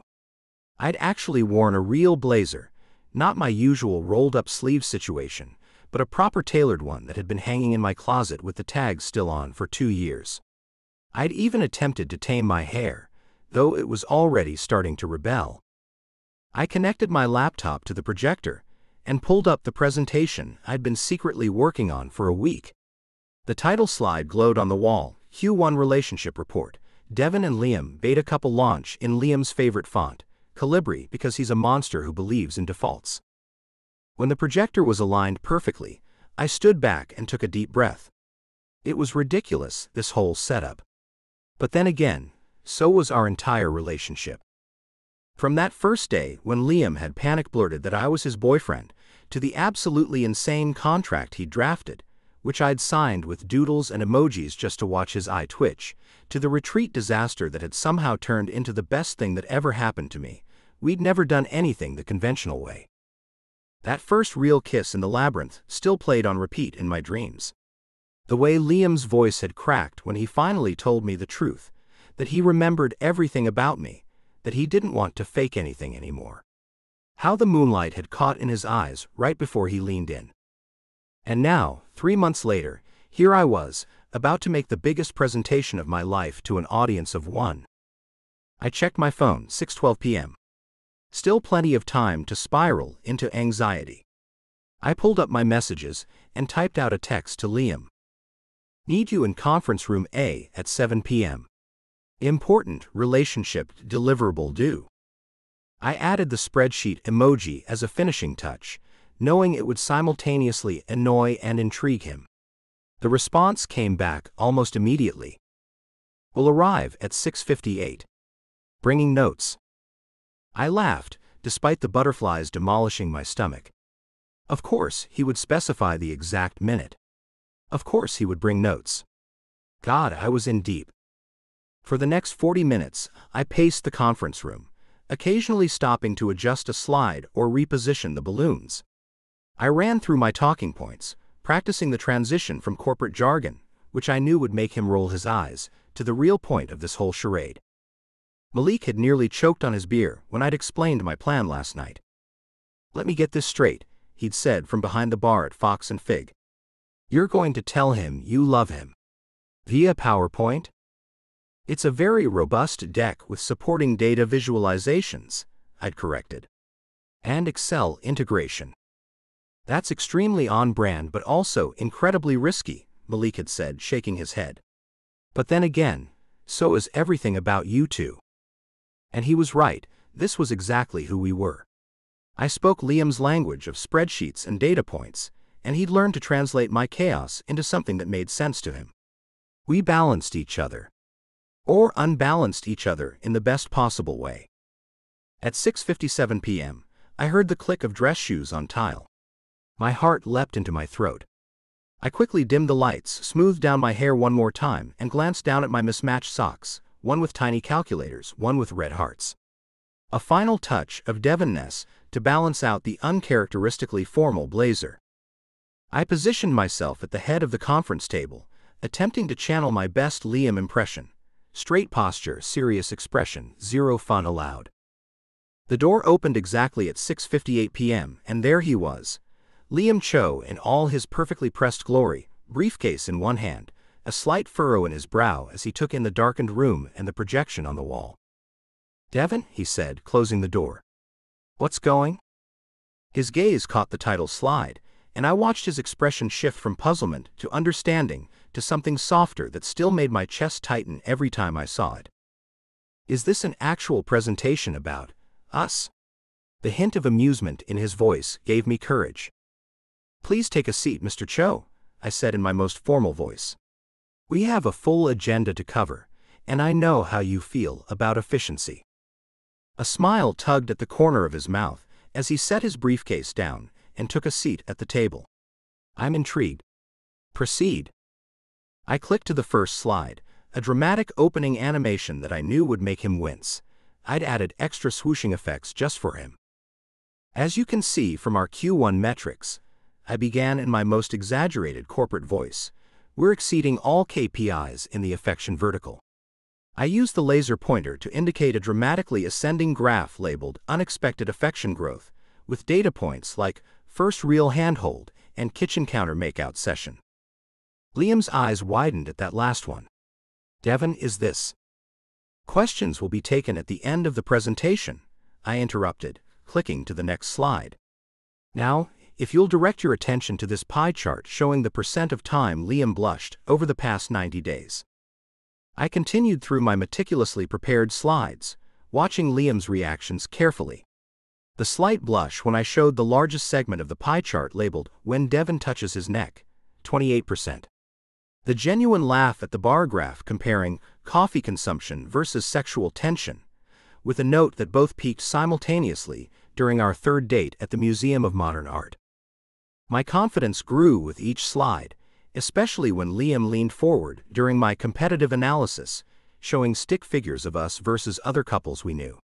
I'd ranked us as most likely to argue about font choice during sex and best combination of planning and spontaneity.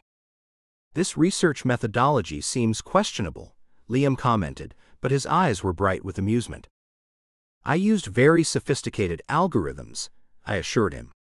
Moving on to our risk assessment.